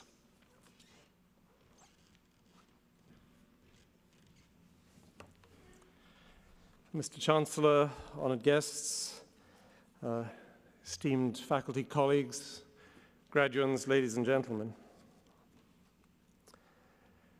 Bliss was it in that dawn to be alive. This was the title of an album released by the ambient trip-hop duo Arms and Sleepers in 2006. About the same time, many of you were just beginning to contemplate which university you would choose, which program of study might suit you, and what career option might best satisfy your talents, your temperaments, and your inclinations. Today, I would expect that at least some of you, and certainly a good number of your parents and supporters, will be looking back at that time of choice and marveling at the distance you have traveled since then. Now, as you sat there, weighing up one university prospectus against the other, good sense against the pressure of your peers, fear of the unknown against the desire for adventure, I'm not sure you would have said you were in a state of bliss. Such discussions in my own family were, as I recall, somewhat tense, far from blissful, and ended not infrequently in books being slammed shut and the question being put as follows: yes, Dad, but whose life is it anyway? But to be poised at the opening of a new phase in your life, to have at least choices about how that phase will be constituted, to be able to dream of your future without the fear that there's a chance you will be proven naive for thinking that you have one, this is an experience of privilege. And despite all the superficial anguish, I know that you will today recall the pregnant quality, the powerful promise of that moment. Bliss was it in that dawn to be alive. Now, those of you who know their literature and whose tastes don't incline to ambient trip-hop music are by now desperate to point out to me that the actual source for this quotation is the English Romantic poet William Wordsworth. In the 10th book of whose long poem, The Prelude, the poet remembers the excitement he felt in France, arriving there in 1790, 1 year after the storming of the Bastille and the start of the French Revolution. The lines are very famous, and here they are. "O pleasant exercise of hope and joy, for great were the auxiliaries which then stood on our side, we who were strong in love. Bliss was it in that dawn to be alive, but to be young was very heaven." I have chosen this as the text for my remarks today, certainly because you're on the whole young and gathered here today in a differently pleasant exercise of hope and joy, this ceremony of graduation. But there is a good deal more to the parallel than this. Wordsworth's lines evoke a powerful sense of community.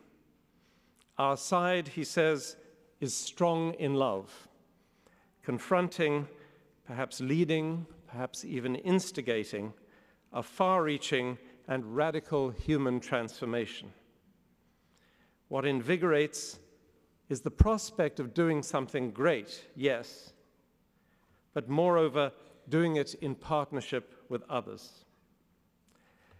Indeed, that sense of the importance of community bears not only on the process by which change will come, but also on the goal towards which revolutionaries aspire.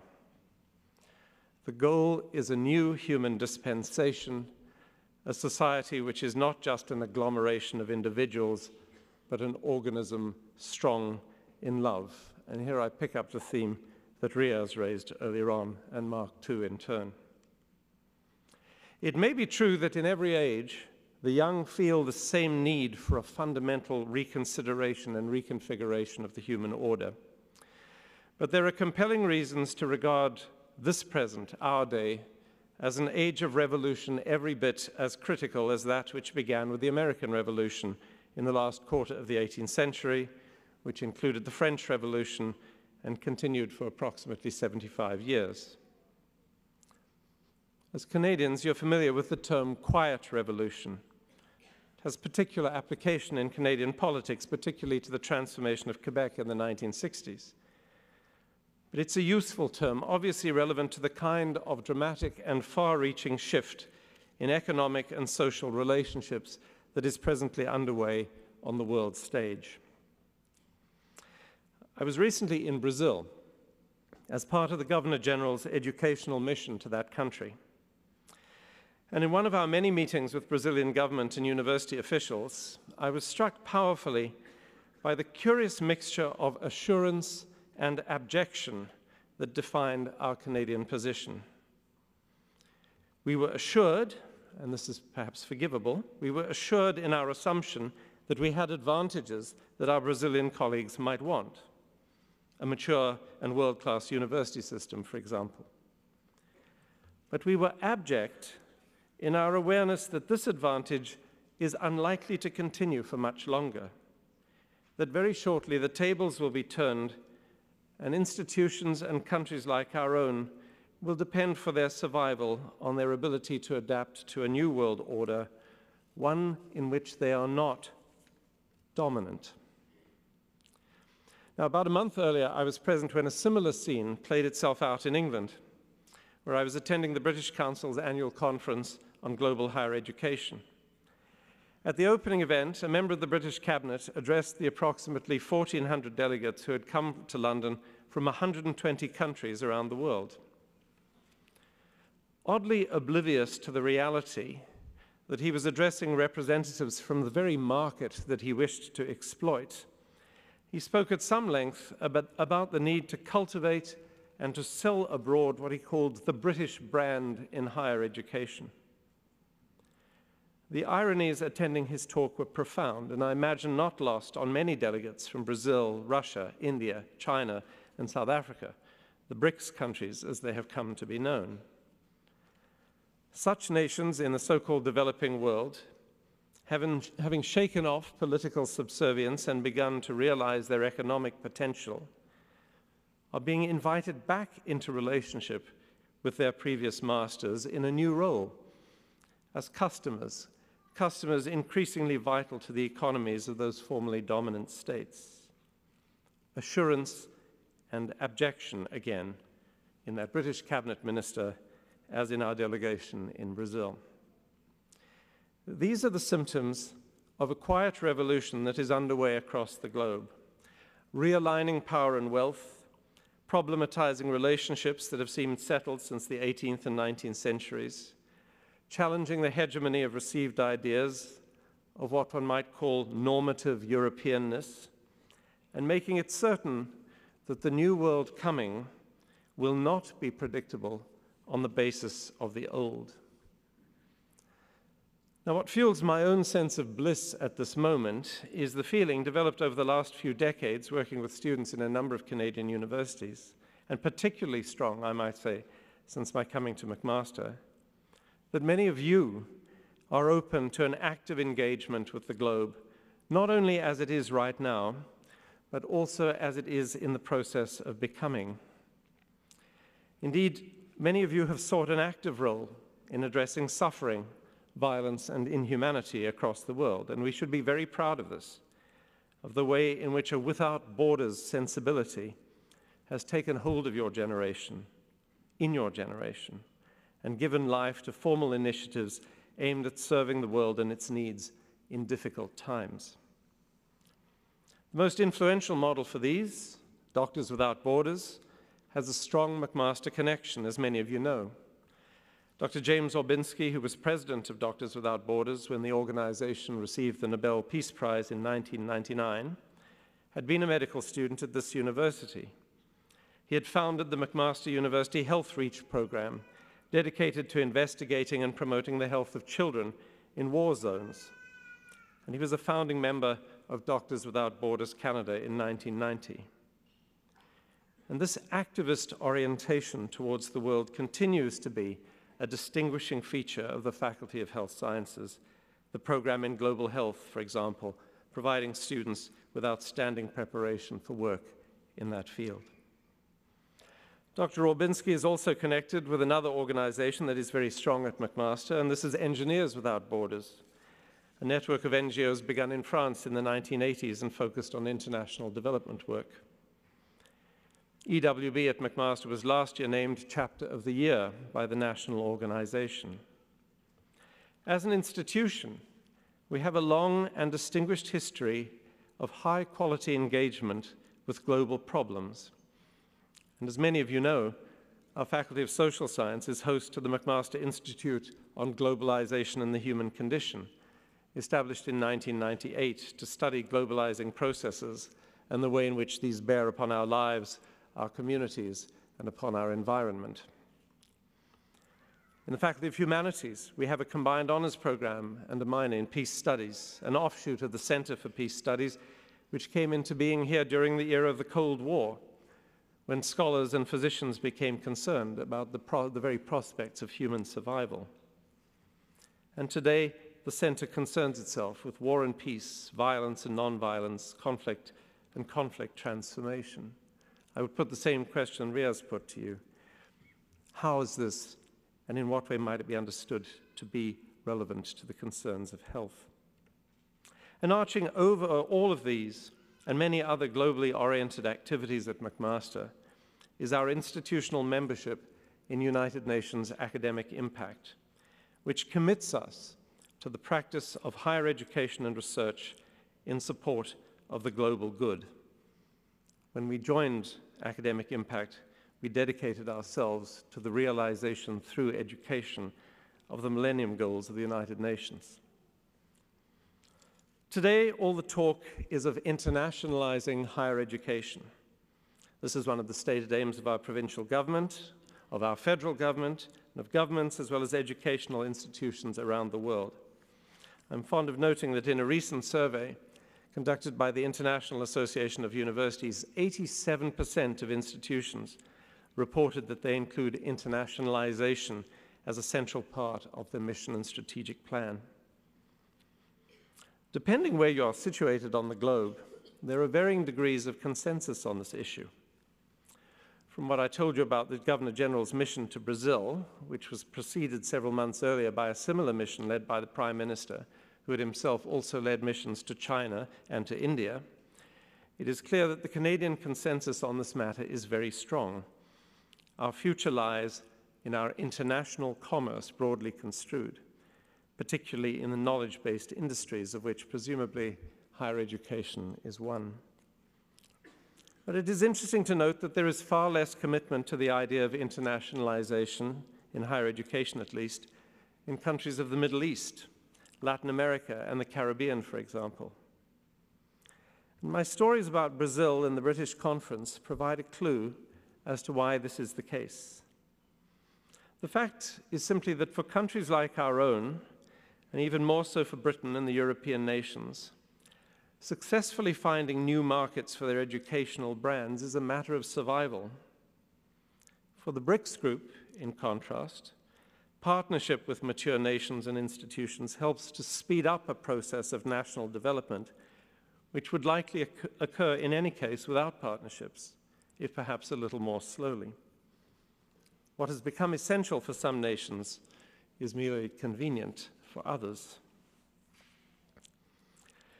So I say all of this to indicate that while I could not be more encouraging, supportive, and admiring of your every move to be a force for global change, it is important that you not be so transported by the promise of this moment, by the exhilaration of being strong in love with your global brothers and sisters, that you fail to notice that your own interests may be different from theirs. In the face of so much global suffering, it is tempting to come bearing the gift of answers rather than the more valuable gift of questions. It is tempting to be assured rather than abject in your approach to others. And more problematically even, you can find yourself engaged in remaking the other in your own image, failing to understand unfamiliar cultures, economies, and nations in terms other than a lack of what is valued and celebrated in your own paradigms. To speak only of the internationalizing of higher education, some questions. What progress does it represent if we fail to do anything but strengthen the normalizing claims of Western rationality as a way of interpreting and regulating others? I remember not so long ago when one first began to hear talk of the emerging knowledge economy. And today that discourse dominates our understanding of global commerce and culture. And relevant though it is at some level, one has to wonder about the extent to which our proselytizing of that orthodoxy helps or hinders the growth and prosperity of peoples in developing regions of the world, where industrial production remains critical at certain stages. Now, one gratifying outcome of the trip I can tell you about in concluding the trip to Brazil is that we received confirmation that 12,000 Brazilian students will come to Canadian universities as part of their own government's Science Without Borders program. Science Without Borders is an international education initiative of extraordinary magnitude. It will provide scholarships to 100,000 Brazilian students, largely in the STEM disciplines, science, technology, engineering, and mathematics, to pursue their studies at the best universities around the world. And because of its size, the program will have a major impact, not just on Brazil itself and its economic growth, but on universities in all those countries fortunate enough to host scholarship students. For us in Canada and here at McMaster, there is the potential for self-renewal and development as our own paradigms and assumptions are challenged by the presence among us of outstanding students from Brazil. That must be the foundation of our argument and our engagement with the future and the globalized condition from which that future is inseparable. Traffic across borders must flow in both directions, as must the benefits of engagement. Without that, a new world community, strong in love, as Wordsworth puts it, will be an illusion, and the expectant bliss of our present moment will go unfulfilled. To all of you, our own Scientists Without Borders, my warmest best wishes for the lives and for the careers you will make in the strange and unfamiliar territory that begins outside the doors of this building. Thank you very much.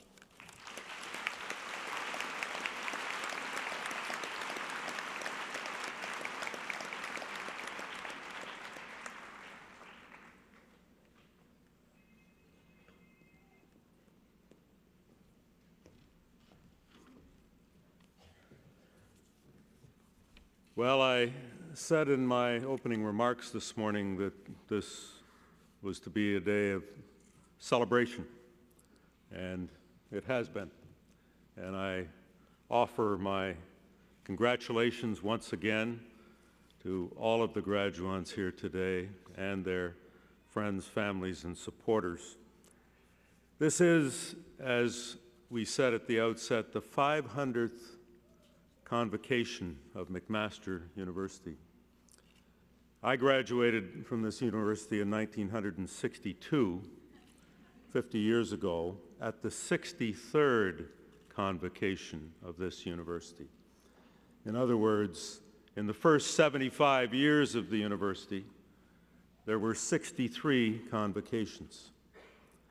Since then, in the last 50 years, we've had 437 convocations, and that in numbers is a testament to the growth and development of the university, and we're all delighted to be part of that.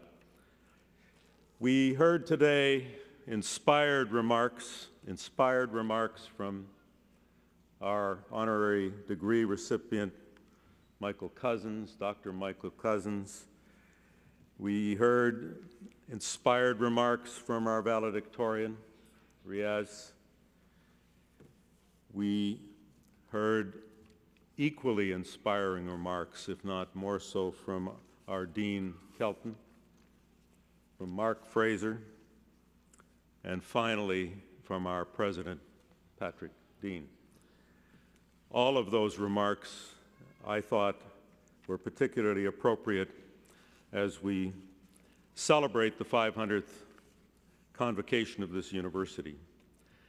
I realize that I'm standing here and I'm all that stands between you and celebrations, refreshments, and a long weekend, the long May weekend, wonderful weekend.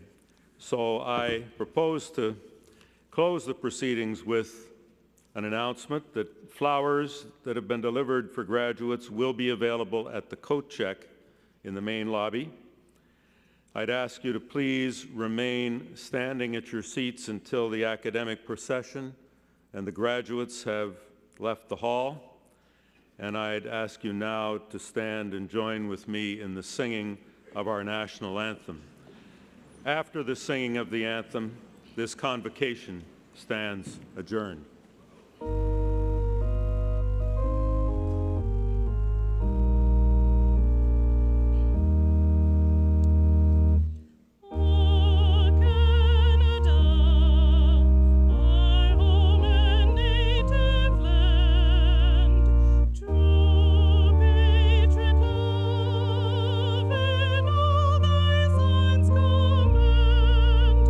With glowing